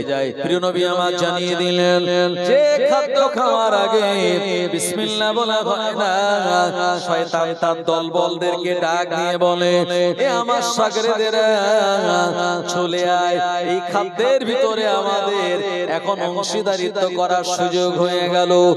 আমার ভাইয়েরা, যে খাদ্যে বিসমিল্লাহ বলা হয় না, ওই খাদ্যের ভিতরে শয়তানও আমাদের সঙ্গে খেতে বসে যায়। কিন্তু আল্লাহর নবী জানিয়ে দিলেন যে খাদ্য খাওয়ার আগে আমরা বিসমিল্লাহ বলে নেই, শয়তান তখন মন খারাপ করে বলে, না না না, এই খাদ্যে আমাদের আর কোন রকমের ভাগ নাই। শয়তান তখন পালিয়ে চলে যায়। আল্লাহর নবী জানিয়ে দিলেন, আমার উম্মতেরা, খাদ্য যখন তোমরা রাখবে আলগা রাখবে না, কারণ আলগা খাদ্যে শয়তান এসে মুখ দেয়, আপনার সেখানে মাছি বসতে পারে। ও আমার ভাইয়েরা, এটা ঢেকে রাখার জন্য বলা হয়েছে। যদি আপনি খাদ্যটা ঢাকার মতো সরপোষ বা কোন রকমের প্লেট না পান, অন্তত একটা কাঠিও যদি পান, প্রিয় নবী বললেন, একটা কাঠি যদি বিসমিল্লাহ বলে খাদ্যের উপরে রেখে দেওয়া হয়, শয়তান ওই খাদ্যটার খেতে পারে না। জোরে বলেন সুবহানাল্লাহ।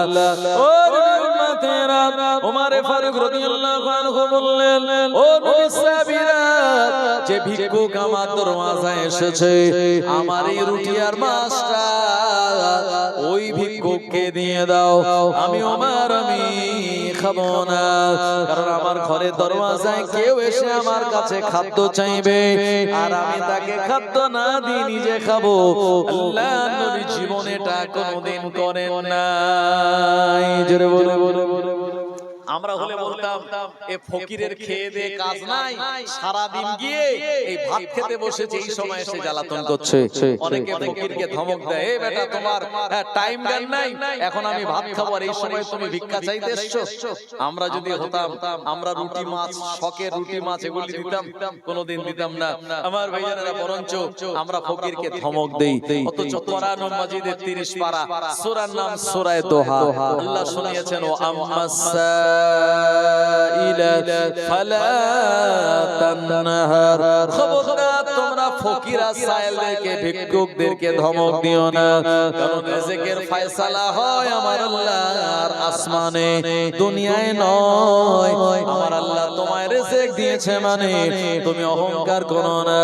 যাকে আল্লাহ দেয় নাই তাকে তুমি ভৎসনা করো না, তাড়িয়ে দিও না, কারণ আজকে যে গরিব আমার আল্লাহ চাইলে তাকে আমির বানিয়ে দিতে পারেন। আর আজকে দিনের যে আমির সে যদি অহংকার করে আমার আল্লাহ তাকে ফকির বানিয়ে দিতে পারে। ও আমার ভাইয়েরা, ওমর ফারুক রাদিয়াল্লাহু আনহু বললেন, এই রুটিটা মাছটাকে নিয়ে ওই সাইলার ভিক্ষুকটাকে দিয়ে দাও। ওই ভিক্ষুকটাকে দিয়ে দেয়া হলো। ভিক্ষুকের মনে বিরাট আনন্দ। আমি ওমরের দরবাজায় এসে চাইলাম আমায় খাদ্য দাও। সঙ্গে সঙ্গে ভালো রুটি, রুটির উপরে সুন্দর মাছ চলে আসলো আমার জন্য। এ সময় শাগরেদরা বলল, ও সাইল ভিক্ষুক, এই মাছটা আমরা অনেক কষ্ট করে অনেক দূর থেকে এনেছি, কারণ খলিফা আমিরুল মুমিনিন এটা খেতে চেয়েছিলেন। এখন আমরা তোমায় 1 দিরহাম টাকা দিচ্ছি। ওই টাকাটা নেওয়ার বদলাতে তুমি এই রুটি আর মাছটা ফেরত দিয়ে দাও, আর এই টাকা নিয়ে অন্য জায়গা থেকে খাদ্য কিনে খাও। এটা আমরা আমিরুল মুমিনিনকে খাওয়াবো। আমার ভাইয়েরা, 1 দিরহাম টাকা দিয়ে ফকিরের কাছ থেকে রুটি আর মাছটা কিনে নিলেন। ওমর ফারুকের রাদিয়াল্লাহু আনহুর বংশের মানুষেরা ওমর ফারুককে বলেন, হুজুর আপনি অসুস্থ, অপরদিকে মাছ খাওয়ার ইচ্ছা করেছিলেন, অনেক দূর থেকে মাছটা আমরা সংগ্রহ করে এনে আপনার কাছে দেওয়ার পরে আপনি ফকিরটাকে দিয়ে দিলেন। কোনো চিন্তার কারণ নাই, ওই রুটি আর মাছটাকে আমরা 1 দিরহাম টাকা দিয়ে কিনে নিয়েছি, আপনি এবারে খান। ওমর ফারুক বললেন, যেটা ফকির এবং যেটা রুটি বা মাছ এটা ভিক্ষুকের নজরে পড়ে গেছে। হ্যাঁ, খাদ্য যখন আমাদের সামনে আসে স্বাভাবিকভাবে আমাদের পেটের ভিতরে একটা খিদে তৈরি হয় এবং আমাদের মুখে হালকা লালা চলে আসে যে না জানি এই খাদ্যটা খাবো কত না টেস্ট লাগবে, কত ভালো লাগবে। ওমর ফারুক বলেন, আমার পরিবারের মানুষেরা ওই ফকিরের 1 টাকা ফেরত নেবে না, 1 দিরহাম ফেরত নেবে না, আর না নিয়ে এই খাদ্যটা তাকে দিয়ে দাও, কারণ সে যখন দেখেছে এটা আমি ওমর আর খাবো না, ওটা আমি তাকে দিয়ে দিলাম, আর আল্লাহ পাক তার তাকদীরে রেখেছে বলে আমার খাওয়ার সময় সে আমার দরওয়াজায় চলে এসেছে বলে ওমর ফারুক তাকে দিয়ে দিতে নির্দেশ দিলেন। এবং যে টাকাটা তোমরা দিয়েছো ওটাও ফেরত নেবে না, ওটাও দেবে, এই মাছ আর রুটিটাও দিয়ে দেবে। ওমর ফারুক রাদিয়াল্লাহু আনহু এমন দানশীলতা দেখে সমস্ত সাহাবীরা অবাক হয়েছিলেন। আল্লাহ পাক তার হৃদয়টাকে অনেক মজবুত করেছিলেন, কিন্তু দানের ব্যাপারে আমার আল্লাহ তাআলার হাতটাকে অনেক লম্বা করে দিয়েছিলেন। একবার জোরে বলেন না সুবহানাল্লাহ। দরুদ শরীফ, আল্লাহুম্মা সাল্লি আলা সাইয়্যিদিনা ওয়া আলা আলি সাইয়্যিদিনা। চাঁদ বলে আমি নয় তুমি নবী সুন্দর, ফুল বলে সুবাসিত নবীজির অন্তর। চাঁদ বলে আমি নয় তুমি নবী সুন্দর, ফুল বলে সুবাসিত নবীজির অন্তর। তারাদের দল বলে তুমি প্রিয় দরবে, মেঘ বলে পানি হয়ে তুমি নবী সরবে। মানুষের কাছে তুমি রহমের বন্ধন, মানুষের কাছে তুমি রহমের বন্ধন। চাঁদ বলে আমি নয় তুমি নবী সুন্দর, ফুল বলে সুবাসিত নবীজির অন্তর। রোদ বলে খুশি মনে তুমি নবী শান্তির, শেষ করে দিলে তুমি ছিল যত ভ্রান্তি। রাত বলে নূর ছিল রাসূলের দৃষ্টিতে, দিন বলে তুমি সেরা মাবুদের সৃষ্টিতে। আলোময় করে দিলে পৃথিবীর অন্দর, আলোময় করে দিলে পৃথিবীর অন্দর। চাঁদ বলে আমি নয় তুমি নবী সুন্দর, ফুল বলে সুবাসিত নবীজির অন্তর। আরবের পথ বলে তুমি নবী মুক্তির, বয়ে দিলে ধরণীতে বায়ুতাপ স্বস্তির। মদিনার বাতাসেরা এসে বলে বাংলায়, আকাশের সুখ নামে প্রতিদিন রওজায় ভরে গেল সাকিনাতে মদিনার প্রান্তর। ভরে গেল সাকিনাতে মদিনার প্রান্তর। চাঁদ বলে আমি নয় তুমি নবী সুন্দর, ফুল বলে সুবাসিত নবীজির অন্তর। লা ইলাহা ইল্লাল্লাহ, লা ইলাহা ইল্লাল্লাহ, লা ইলাহা ইল্লাল্লাহ মুহাম্মাদুর রাসূলুল্লাহ সাল্লাল্লাহু আলাইহি ওয়াসাল্লাম।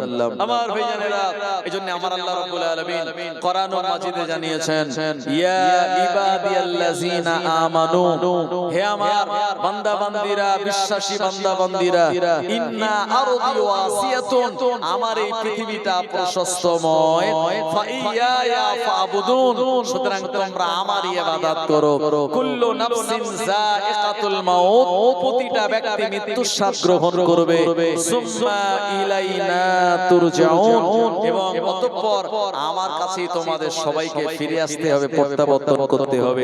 এই দুনিয়াটা অনেক বড়, এজন্য আপনারা জানেন সোশ্যাল মিডিয়া একটা ঘটনা ভাইরাল হয়েছে, সেটি হলো আমেরিকার জেকেএফ বলে একটা এয়ারপোর্ট আছে।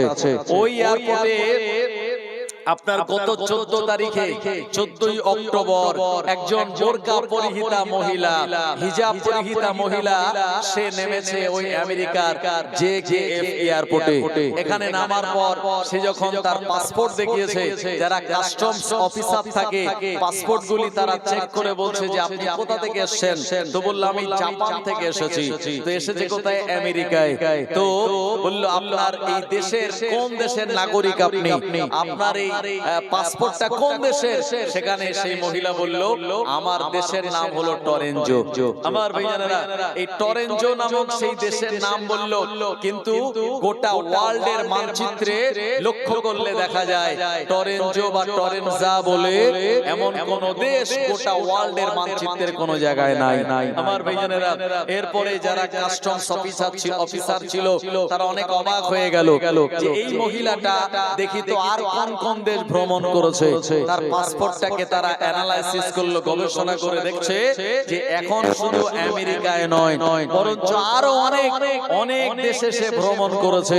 অন্য অন্য সেই সব দেশের সিল আপনার স্ট্যাম্প সিগনেচার আছে, কিন্তু দেখা যায় যে যে দেশগুলি ভ্রমণ করেছে সেই দেশগুলির নামও ওয়ার্ল্ডের মানচিত্রে কোনো জায়গায় পাওয়া যায় না। মানুষেরা অবাক হয়ে গেল, আমেরিকার অফিসাররা তারা অবাক হয়ে গেল। তারা সঙ্গে সঙ্গে ওই মহিলাটাকে একটা সিসি ক্যামেরার আওতায়, কয়েকটা সিসি ক্যামেরার আওতায় একটা ঘরের ভিতরে তাকে পর্যবেক্ষণে রাখলো।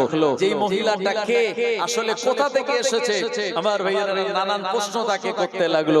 পরিশেষে একটা সময় সে বলে ফেলেছিল আমি এক গ্রহ থেকে মনে হয় অন্য আর এক গ্রহে চলে এসেছি।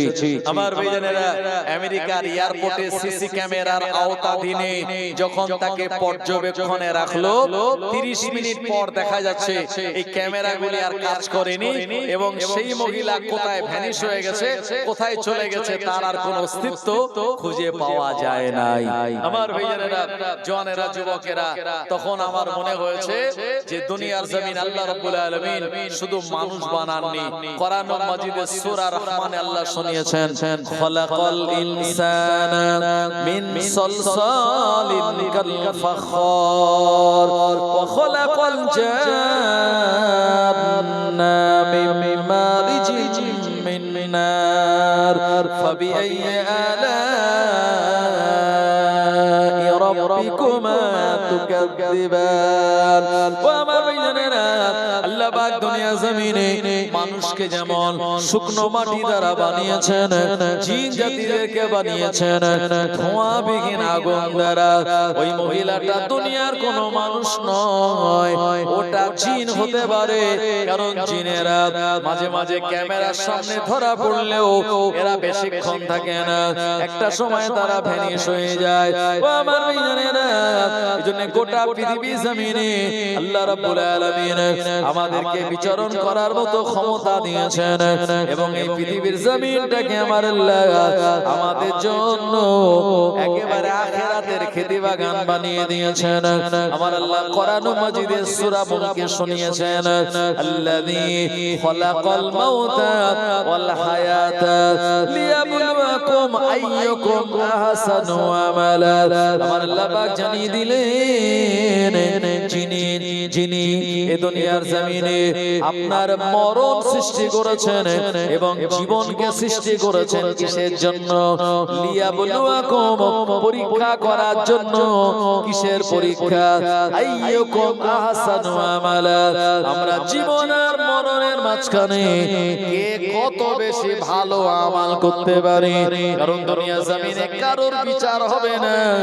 কিয়ামতের দিন আমার আল্লাহ দুই শ্রেণীর ব্যক্তিদের বিচার করবেন, একটা হলো জিন আর একটা হলো মানুষ। আল্লাহুম্মা সাল্লি আলা সাইয়্যিদিনা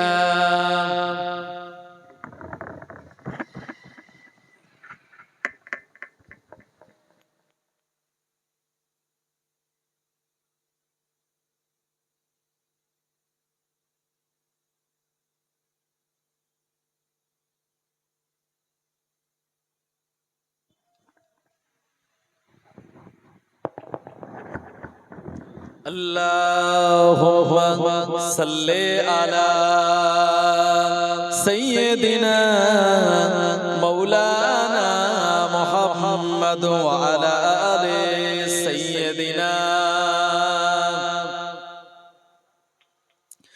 আজ কেন পৃথিবীটা লাগে এত সুন্দর, নবীজির আগমনে সাজালো এ চরাচর। আজ কেন পৃথিবীটা লাগে এত সুন্দর, নবীজির আগমনে সাজালো এ চরাচর। চারিদিকে নবরূপে করে ধারা ঝলমল, সেই রূপ দেখে হয় আখিদয় সুশীতল, আখিদয় সুশীতল। গুঞ্জনে মুখরিত গোটা মোর প্রান্তর, নবীজির আগমনে সাজালো এ চরাচর। ফুলকলি দুলে দুলে সুগন্ধ ছড়ায়, মৌমাছি দলে দলে মারহাবা কয়, মারহাবা কয়। কেটে গেছে কত শীত, হলো সবে উজালা, নবীজির আগমনে সাজালো এ চরাচর। আজ কেন পৃথিবীটা লাগে এত সুন্দর, নবীজির আগমনে সাজালো এ চরাচর। আল্লাহুম্মা সাল্লি আলা সাইয়্যিদিনা মাওলানা মুহাম্মদ ওয়া আলা আলি সাইয়্যিদিনা। আমার ভাইজানেরা, সেই উমর ফারুক রাদিয়াল্লাহু আনহু, যিনি এমন একজন শাসক ছিলেন, এমন একজন খলিফা ছিলেন, যার খেলাফতের বিরুদ্ধে আঙ্গুল তুলে প্রশ্ন করার মতো এমন সাহসিকতা কারোর হয়নি। কারণ তিনি দুনিয়ার জমিনে অত্যন্ত সচ্ছলতার সঙ্গে এই শাসন ব্যবস্থা তিনি পরিচালনা করেছিলেন। উমর ফারুক রাদিয়াল্লাহু আনহু তিনি একদিন রাতের বেলা মদিনার মসজিদে এশার নামাজ কালাম পড়ে মদিনার ওই অভ্যন্তরীণ এলাকাগুলিতে তিনি ঘুরে ঘুরে দেখছেন যে কার বাড়িতে কি সমস্যা, কার বাড়িতে কার অভাব আছে, অনটন আছে, বিপদ আপদ মুসিবত কার, এগুলি তিনি পর্যবেক্ষণ করার জন্য বেরিয়েছেন। আমার ভাইজানেরা, ওমর ফারুক রাদিয়াল্লাহু আনহু হঠাৎ করে তিনি একজনের ঘরের পাশে গিয়ে দাঁড়িয়ে গেলেন, কারণ তানার কানে এমন কিছু আওয়াজ এসেছিল যে কথাগুলি তিনি শোনার ইচ্ছা প্রকাশ করেছিলেন। আমার ভাইজানেরা, ওমর ফারুক রাদিয়াল্লাহু আনহু মদিনা জমিনে এক মহিলার বাড়ির পাশ দিয়ে যাওয়ার সময় তিনি থমকে দাঁড়িয়ে গেলেন। এ বাড়িতে একজন বৃদ্ধা মহিলা থাকে, আর ওই মহিলার এক সন্তান, একটা কন্যা সন্তান থাকে। ও আমার ভাইজানেরা, ওই মহিলার বাড়িতে কিছু বকরি আছে। এই বকরিগুলি দুধ দহন করে আর এলাকার মানুষদের বিক্রি করে তাদের সংসার চলে। এরকম আছে না, বাড়িতে 10-12টা গরু পুষেছে, সেই গরুগুলি দুয়ে আপনার দুধগুলি বিক্রি করে তার সংসার চলে। একজন মহিলা আমার ভাইজানেরা তার বাড়িতে এই দুধ বিক্রি করে তার সংসার চলে। আমার ভাইজানেরা, এমন সময় ওই মহিলাটা সে তার মেয়েকে বলছে, এ আমার মেয়ে, এক কাজ করো, আমরা এই দুধেতে পানি মিশিয়ে দেই। দুধে পানি মেশালে পরে দুধের পরিমাণটা বেড়ে যাবে, আর আমরা এই দুধগুলি অনেক জনের বাড়িতে দিতে পারবো, যার কারণে আমাদের ইনকামের সংখ্যাটা বেড়ে যাবে। ও আমার মেয়েরা, মেয়ের মা যখন এই কথা বলে, ওই মেয়েটা বলেছিলাম, মা, ও আমার মা, না না না, এমনটা করা যাবে না। মা বলল, রাত এখন তো গভীর রাত, আমরা যদি দুধের ভিতরে পানি দিয়ে দেই, কেউ তো দেখতে পারবে না, দুনিয়ার মানুষেরা এরা কেউ তো জানতে পারবে না। ওই সময় ওই মহিলার মেয়েটা জবাব দিয়ে বলেছিল, ও আমার মা, দুনিয়ার কোন মানুষ দেখতে না পেলেও আমার আল্লাহ তিনি তো দেখতে পাচ্ছেন। আমার আল্লাহ হলেন ইন্নাহু আলিমুম বিযাতিস সুদূর, আমার আল্লাহ হলেন অন্তর্যামী, অন্তরের খবর রাখেন। মা, না না না, দুধে পানি দেওয়া যাবে না, আমার আল্লাহ রাব্বুল আলামিন তিনি আমাদের উপরে নারাজ হয়ে যাবেন। এই কথা যখন বলল, ওমরে ফারুকের কানে আওয়াজ চলে গেল। মা দুধে পানি মেশাতে চেয়েছিল, মেয়েটা দুধে পানি মেশাতে দেয় না। ওমরে ফারুকের ভালো লেগে গেল। ওই বাচ্চা মেয়েটার, আপনার ওই যুবতী মেয়েটার কথা ওমরে ফারুকের ভালো লেগে গেল। আমার মেয়েরা, ওমরে ফারুক রাদিয়াল্লাহু আনহু এ সময় তিনি নিয়াত করে নিলেন, আমার তো বেটা আছে, আমার ছেলে আছে, আমি তাকে বিয়ে দেব। এই কারণে আমি অনেক জায়গায় অনেক পাত্রী দেখেছি, না না না, আর অন্য কোন মেয়ে নয়, আমি এই রমণীকে, আমি এই যুবতী মেয়েটাকে আমার বাড়ির বৌমা করে নিয়ে যাব, আমার বেটার সঙ্গে বিয়ে দিয়ে আমার বাড়ির বৌমা করে নিয়ে যাব। ওমরে ফারুক রাদিয়াল্লাহু আনহু পরের দিন সকালবেলা তিনি সাহাবে কেরামদের বললেন এবং ওই বাড়িতে সংবাদ নেওয়ার জন্য কথাটা বললেন। সবাই অবাক হয়ে গিয়ে বলল, ও আমিরুল মুমিনিন, আপনি একজন আমিরুল মুমিনিন, অথচ আপনার বেটার বিয়ে একটা আভিজাত্য পরিবারে আপনি দেবেন, এটাই আমাদের চিন্তা চেতনা ছিল। কিন্তু ওই মহিলা এরা তো গরিব, অপরদিকে তাদের বকরির দুধ বিক্রি করে সংসার চলে। ওই মহিলার বাড়ির মেয়ের সঙ্গে আপনার বেটার কেন বিয়ে দেবেন? যদি ওমরে ফারুক রাদিয়াল্লাহু আনহু বললেন, আমি টাকা দেখি না, আমি বংশ দেখি না, আমি এমন করে আভিজাত্য দেখি না, আমি যেটা দেখেছি ও বাড়ির ভিতরে যে যুবতীটা রয়েছে, আল্লাহর ভয় খৌফে লাগি তার ভিতরে। ইত্তাকিল্লাহ, আমার আল্লাহ বারবার কোরআন মাজিদে বলেছেন, ইয়া আইয়ুহাল্লাযীনা আমানুত্তাকুল্লাহা হাক্কা তুকাতিহি ওয়া লা তামুতুন্না ইল্লা ওয়া আনতুম মুসলিমুন। হে বিশ্বাসী ইমানদারেরা, ইত্তাকুল্লাহ, তোমরা আল্লাহকে ভয় করো, হাক্কা তুকাতিহি, প্রকৃত ভয় করার মতো ভয় করো। ওই বাড়ির যে যুবতী দুনিয়ার মানুষকে নয়, বরঞ্চ মনে মনে আল্লাহকে সে বিরাট ভয় পায়।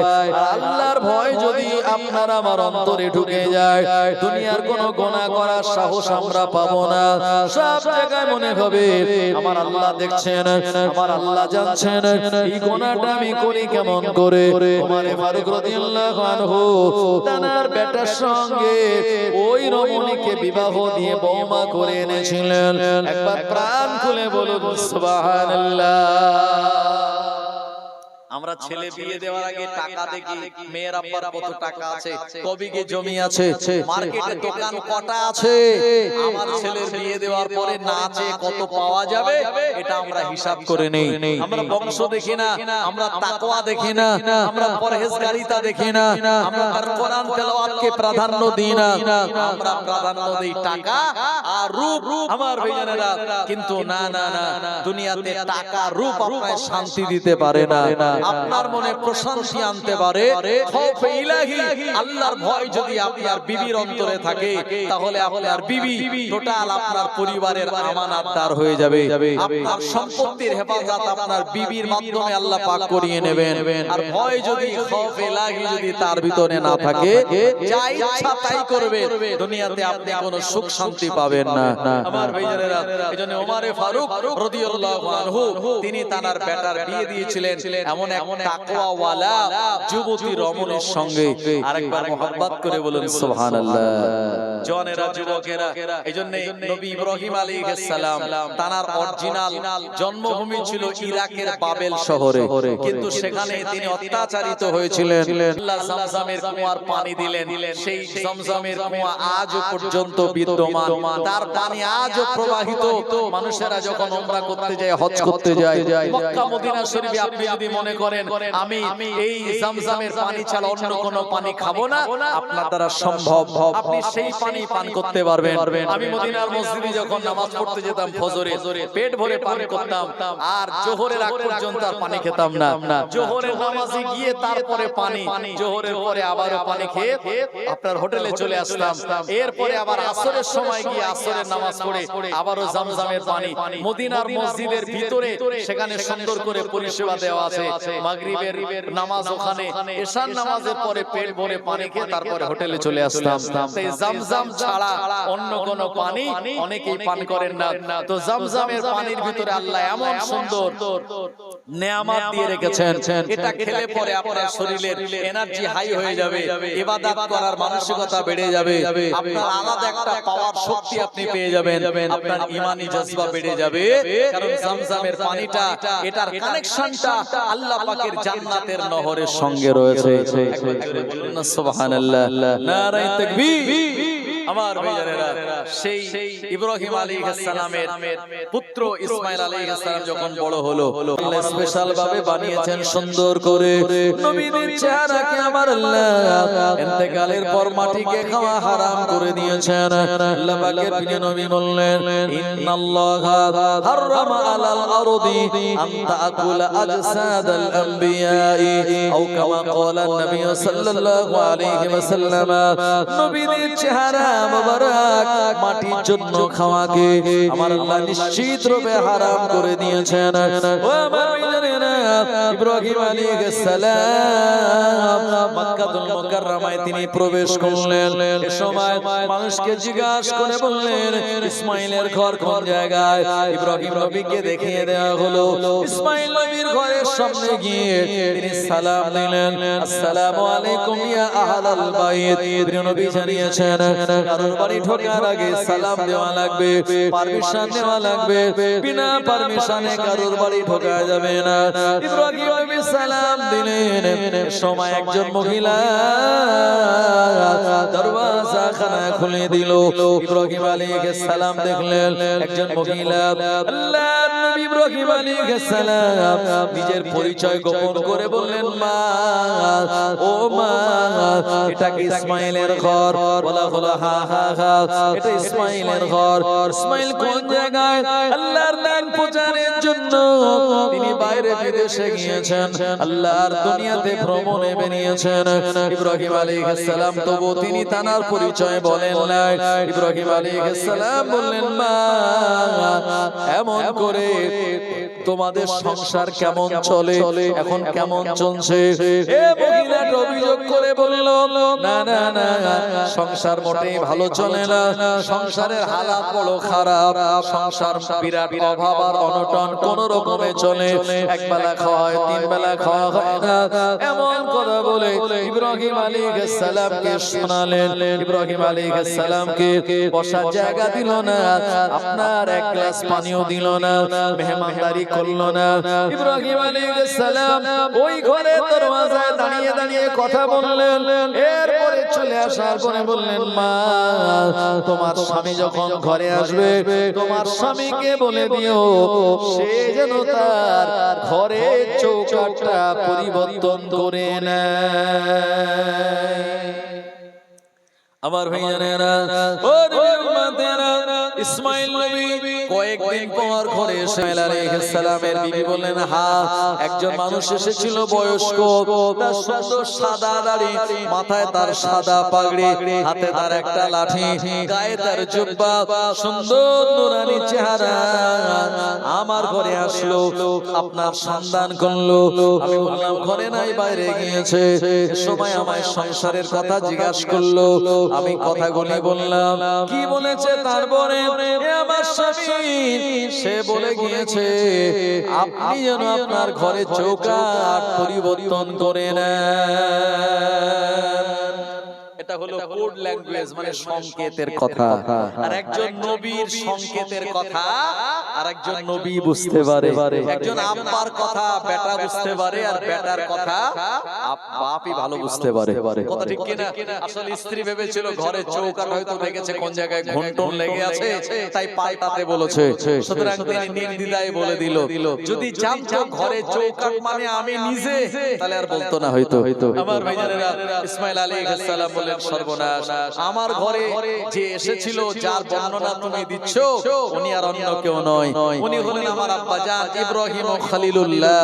এসেছিলেন তিনি আমার ঘরে আমার সংবাদ নেওয়ার জন্য।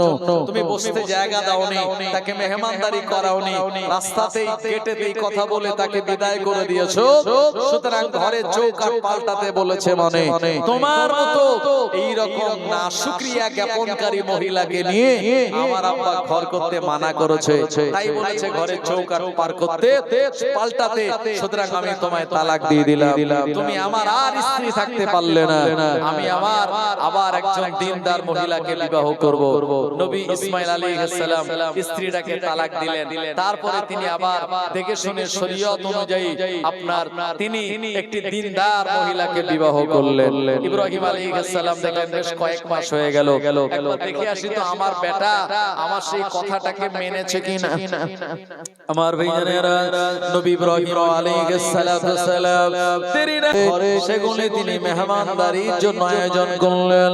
ও জওয়ানেরা, যুবকেরা, ইব্রাহিম আলাইহিস সালাম দ্বিতীয় বৌমার হাতে পানি খেলেন, খাদ্য খেলেন, এরপরে চলে আসবেন। চলে আসার আগে বললেন, মা তোমাদের সংসার কেমন চলে?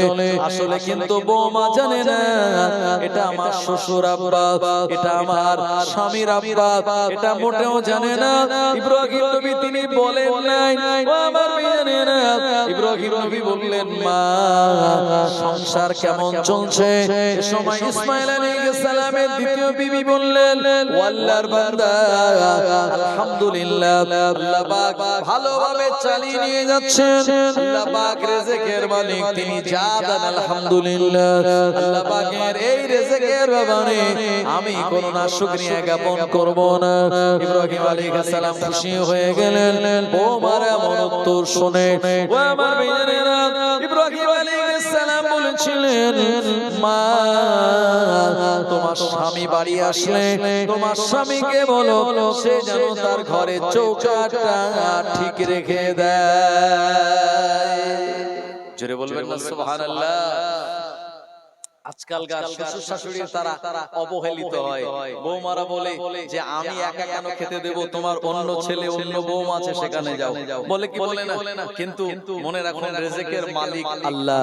আপনি মেহমানদারি করবেন, শ্বশুর শাশুড়িকে খাওয়াবেন, এটা আপনার থেকে তারা খেয়ে নেবে না, বরঞ্চ তারা যদি আপনার পরিবারে থাকে তাদের রিজিকও আল্লাহ আপনার হাতে বেশি বেশি দিয়ে দেবে, আর আপনি তাদের সন্তুষ্টি চিত্তে খাওয়াবেন।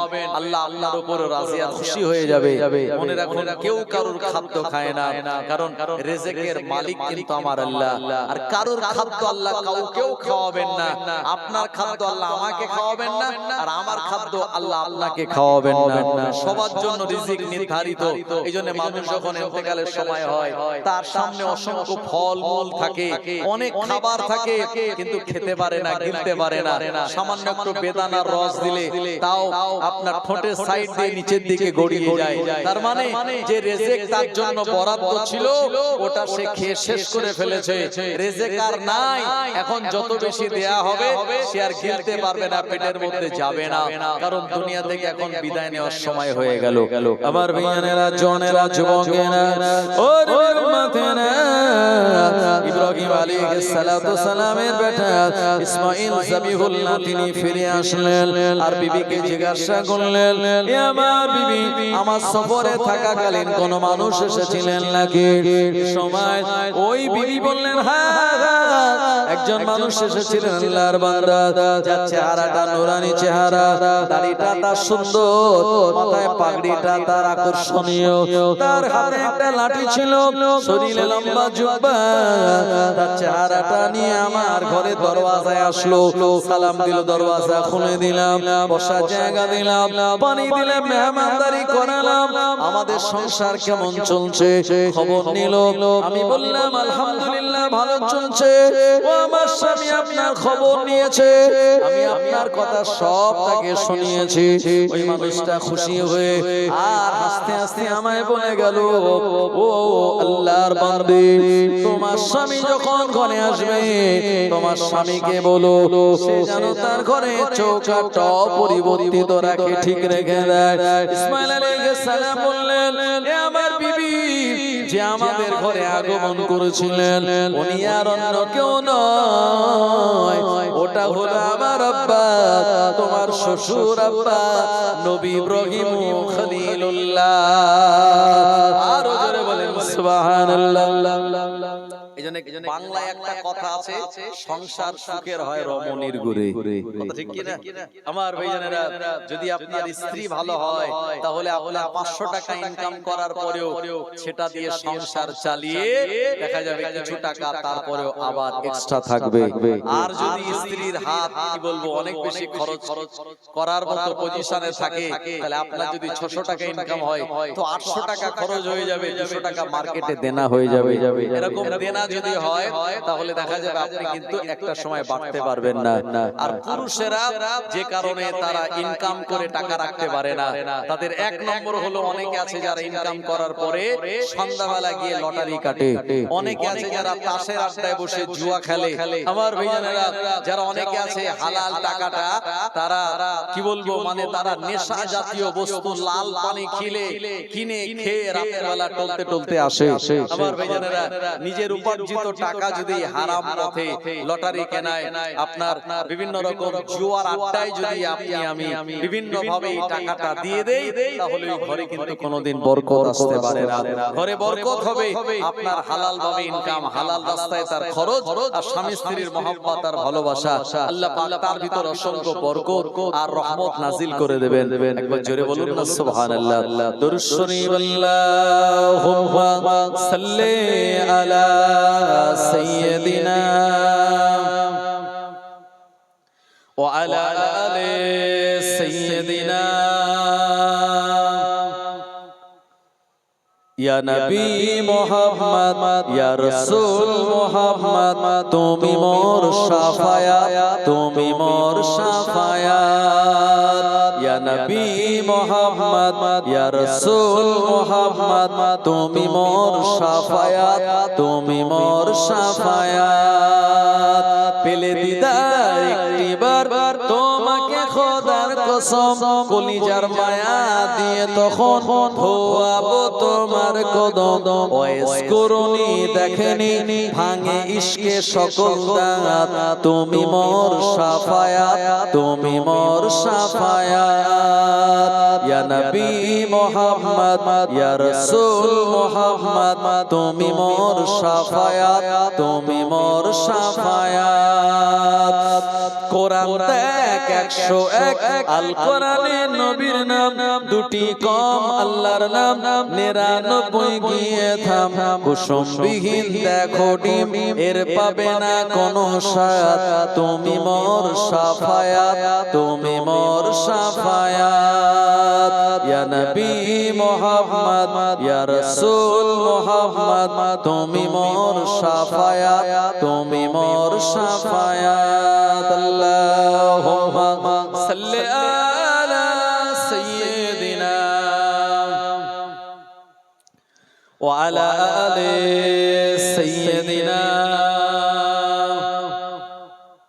আমার ভাইজানেরা জওয়ানেরা যুবকেরা ওমর ফারুক রাদিয়াল্লাহু আনহু তার রাজত্বকালে নাহওয়ান বলে একটা জায়গা ছিল সেই নাহওয়ান প্রদেশের আমার ভাইজানের একজন শাসক তার নাম হচ্ছে হরমুজান এই হরমুজান নাহওয়ানদের একজন শাসক যে বারবার মুসলমানদের উপরে তার একটা আক্রমণ চলে এবং মুসলমানদেরকে সে আঘাত করার জন্য বিভিন্ন রকমের নীল নকশা ব্লুপ্রিন্ট সে তৈরি করে মাঝে মাঝে ওমর ফারুকের জামানায় সংবাদ পাওয়া যায় ওই নাহওয়ানদের যে বাদশার নাম তার হরমুজান সে মুসলমান সাহাবে কেরামদের উপরে অ্যাটাক করতে আসছে ওমর ফারুক রাদিয়াল্লাহু আনহু শোনার পরে ওই হরমুজানের বিরুদ্ধে লড়াই করার জন্য তিনি এক বাহিনী গঠন করেন আমার ভাইজানেরা জওয়ানেরা যুবকেরা ওমর ফারুক রাদিয়াল্লাহু আনহু যিনি হলেন আপনার একজন বীর পালোয়ান অপর দিকে নবীর একজন সাহাবী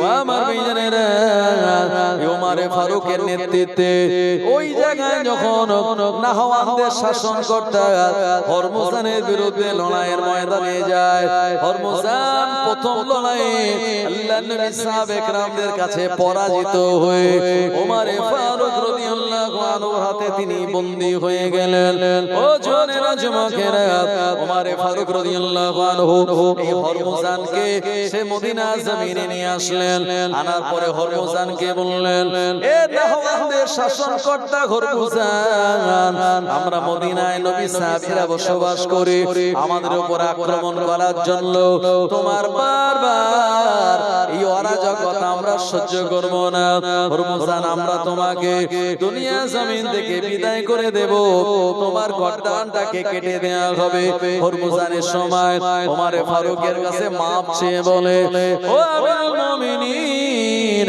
ওমর ইবনুল খাত্তাব আপনি আমায় maaf করে দিন আপনি আমায় ক্ষমা করে দিন আমি কথা দিচ্ছি জীবনে কোনোদিন নবী সাহাবীদের বিরুদ্ধে আমি আর তরবারি রেডি করব না ও আমার ভাইজানেরা ওমর ফারুক রাদিয়াল্লাহু আনহু দেখলেন একজন দেশের শাসনকর্তা সে যখন আমার কাছে হাত জোড় করে maaf চায় ওমর ফারুক রাদিয়াল্লাহু আনহু তাকে maaf করে দিয়ে বললেন এ হরমুজান যাও যাও আমি তোমায় maaf করে দিলাম তুমি এখান থেকে তোমার দেশে চলে যাও এ আবার নাহওয়ানদের চলে গেল ওখানে যাওয়ার পর সে তার পূর্ণ স্মৃতি ভুলে গেল আবার নবী সাহাবীদের বিরুদ্ধে লড়াই করার জন্য ওই নাহওয়ানদের বাদশা হরমুজান আবার মদিনার উপর অ্যাটাক করার জন্য তৈরি হলো ওমর ফারুক রাদিয়াল্লাহু আনহুর কাছে সংবাদ চলে আসলো ওমর ফারুক সাহাবে কেরামদের নিয়ে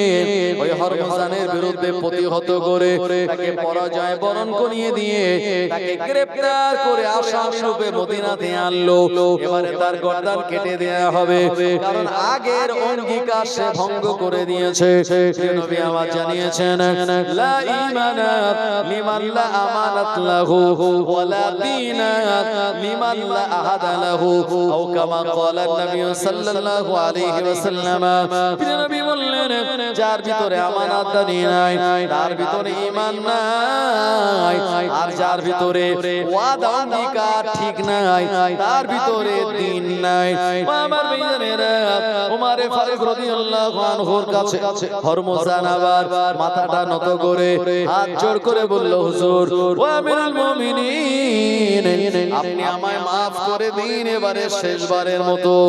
আর জীবনে কোনোদিন আপনার বিরুদ্ধে, আপনার সাহাবীদের সঙ্গী সাথীদের বিরুদ্ধে আমি আর যুদ্ধ করতে আসবো না। ওমর ফারুক রাদিয়াল্লাহু আনহু দ্বিতীয়বারের মতো আবার তাকে মাফ করে দিলেন। জোরে বলুন। এই মাফ করে দেওয়া একটা ইমানদারের আলামত। যদি কেউ ভুল করে আপনার কাছে মাফ চাইতে আসে, আপনি মাফ করে দিলে আমার আল্লাহ রাজি আর খুশি হয়ে আপনার জীবনের গুনাহগুলিও মাফ করে দেবেন। জোরে বলুন সুবহানাল্লাহ। এইজন্য মাফ করে দেওয়া এটাও একটা মহৎ গুণ, এটাও একটি ইমানদারের অন্যতম ইবাদত। আমার ভাইয়েরা, কিন্তু নাহওয়ানদের শাসনকর্তা হরমুজান সে কয়েক বছর পর আবারও সাহাবে কেরামদের বিরুদ্ধে লড়াই করেছে এবং আক্রমণ করেছে। তার একটাই হিংসা, ওমরে ফারুকের চারিদিকে বিরাট সুনাম সুখ্যাতি, কিন্তু আমি নাহওয়ানদের একজন শাসনকর্তা, আমার নাম কেউ নেয় না। আমার ভাইজানেরা, এই রাগে তার টার্গেট ছিল ওমরে ফারুককে যদি আমি দুনিয়া থেকে বিদায় করতে পারি, তাহলে ওই শাসকের ওই গদিটা আমি পেয়ে যাব, রাজত্ব আমার হাতে চলে আসবে। আমার ভাইজানেরা, এরপরে তৃতীয়বার আবারও লড়াই করার জন্য আসলো। নবী সাহাবীদের নিয়ে ওমরে ফারুক গেলেন, হরমুজানকে পরাস্ত করে তাকে গ্রেফতার করে আনলো।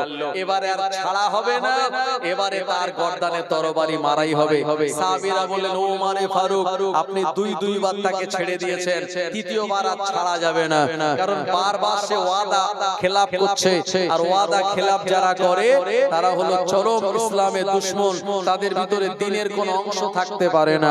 আপনি তার উপরে তরবারি মারার হুকুম দিন, আমরা তরবারি মেরে দেব।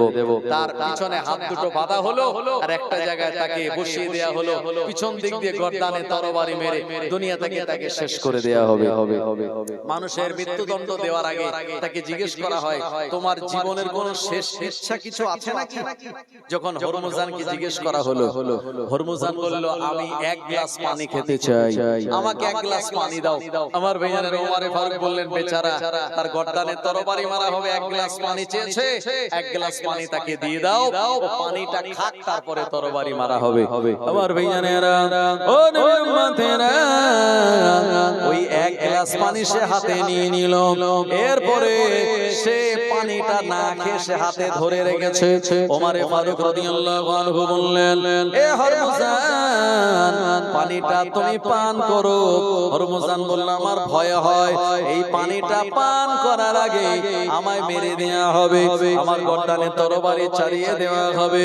ওমরে ফারুক রাদিয়াল্লাহু আনহু বললেন, না না না, আমি তোমায় কথা দিচ্ছি, ওই গ্লাসের পানি তোমার পেটের ভিতরে না যাওয়া পর্যন্ত তোমার উপরে তরবারি মারা হবে না। ও নবীর উম্মতেরা, এই কথা ওমরে ফারুক যেই বলে দিয়েছেন, হরমুজান বলল, আপনি ঠিক বলছেন তো, এই গ্লাসের পানি আমার পেটে না যাওয়া পর্যন্ত আপনি আমায় মারবেন না।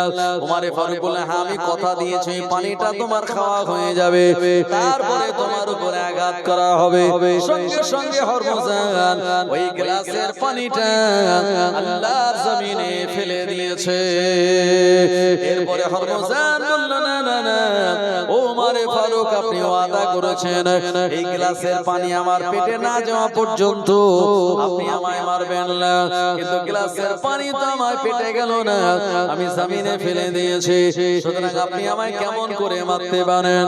ও জওয়ানেরা, যুবকেরা, নবীর উম্মতেরা, হরমুজানের এমন কৌশল দেখে আল্লাহর নবীর প্রাণপ্রিয় সাহাবী ওমরে ফারুক রাদিয়াল্লাহু আনহু তিনি মুচকে হেসে বললেন, ও হরমুজান, জীবন রক্ষা করার জন্য তুমি অভিনব এক কৌশল অবলম্বন করেছো, তবে আমি ওমর জামান যখন দিয়েছি আমি তোমায় মারব না, জীবনে বাঁচার জন্য এমন কৌশল অবলম্বন করার জন্য আমি তোমায় মাফ করে দিলাম, আমি তোমায় আবার ছেড়ে দিলাম। জোরে বলুন সুবহানাল্লাহ।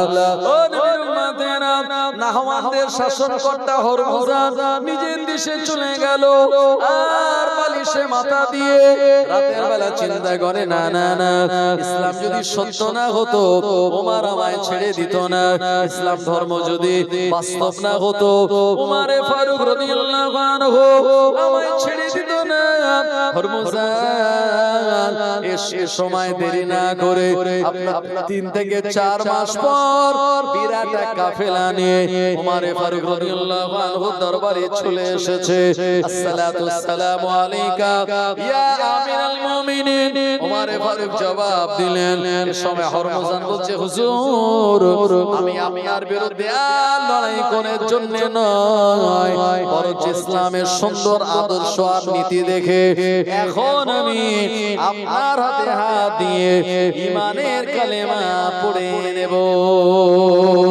আর জোরে বলেন সুবহানাল্লাহ খালি হরমুজান একা নয় তার রাজদরবারে যত আমলা পরিষদ এরা সবাই মিলে প্রিয় নবীর সাহাবী ওমরে ফারুক রাদিয়াল্লাহু আনহুর এমন সুন্দর মহানুভবতা তার সহানুভূতি তার ভালোবাসা তার ক্ষমা করার প্রদর্শন নিদর্শন দেখে ওই নাহওয়ানদের শাসনকর্তা হরমুজান ঈমানের কালমা পড়ে মুসলমান হয়ে গিয়েছিল আল্লাহুম্মা সাল্লি আলা সাইয়্যিদিনা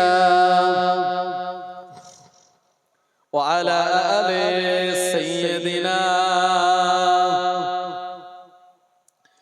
এই পৃথিবী সৃষ্টি তোমার নামের উসিলায় এই পৃথিবী সৃষ্টি তোমার নামের উসিলায় ও আমিনার নয়ন মনি সালাম তোমায় ও মদিনার কামলিওয়ালা সালাম তোমায় আকাশ জমিন পাহাড় চন্দ্র তারা সবই তোমারই নামের ওসিলা আকাশ জমিন পাহাড় চন্দ্র তারা সবই তোমারই নামের ওসিলা তোমার নামে পড়লে দরুদ হৃদয় যে জুড়ায় তোমার নামে পড়লে দরুদ হৃদয় যে জুড়ায় ও আমিনার নয়ন মনি সালাম তোমায় ও মদিনার কামলিওয়ালা সালাম তোমায় কি নূর পাঠাইলেন খোদা এ ধরায় যাহার রোশনীতে আধার লুকায় তোমার সিনায় শান্তি নামে অশান্ত এ ধরায় তোমার সিনায় শান্তি নামে অশান্ত এ ধরায় ও আমিনার নয়ন মনি সালাম তোমায় ও মদিনার কামলিওয়ালা সালাম তোমায় ইয়া নবী সালাম আলাইকা ইয়া রাসূল সালামুন আলাইকা ইয়া হাবিব সালাওয়াতুল্লাহ আলাইকা তোমারি ওসিলা দিয়া কাঁদিলেন আদম ও হাওয়া হইল মাবুদের দয়া কবুল করিলেন দোয়া ইয়া নবী সালামুন আলাইকা ইয়া রাসূল সালামুন আলাইকা ইয়া হাবিব সালাওয়াতুল্লাহ আলাইকা নবী না হয়ে দুনিয়ায় না হয়ে ফারিস্তা খোদার হয়েছি উম্মত তোমার তার তরে শুকর হাজার বার ইয়া নবী সালামুন আলাইকা ইয়া রাসূল সালামুন আলাইকা ইয়া হাবিব সালামুন আলাইকা সালাওয়াতুল্লাহ আলাইকা হে নবী আমরা আপনার দেওয়ানা আপনি যে মোদের নজরানা যেতে চাই সোনার মদিনা হবে কি আপনার ইশারায় ইয়া নবী সালামুন আলাইকা ইয়া রাসূল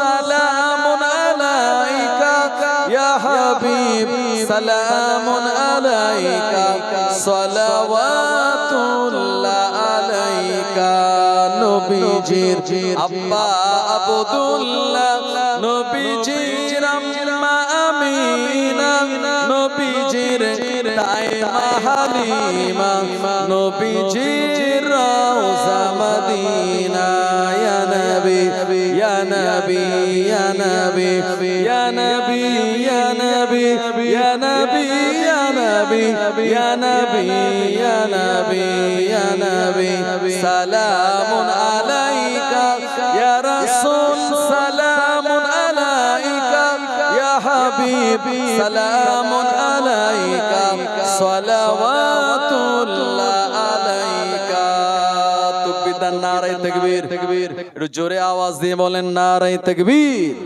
জনাব আলহাজ হাফেজ মাওলানা হিজবুল্লাহ কুঞ্জি সাহেব হিজবুল্লাহ সিলসিলায়ে হক মুজাদ্দিদুজ জামান নারায়ে তাকবীর বড় ভাই হযরত হাফেজ মাওলানা হিজবুল্লাহ কুঞ্জি সাহেব সিলসিলায়ে হক মুজাদ্দিদুজ জামান নারায়ে তাকবীর নিরামিষ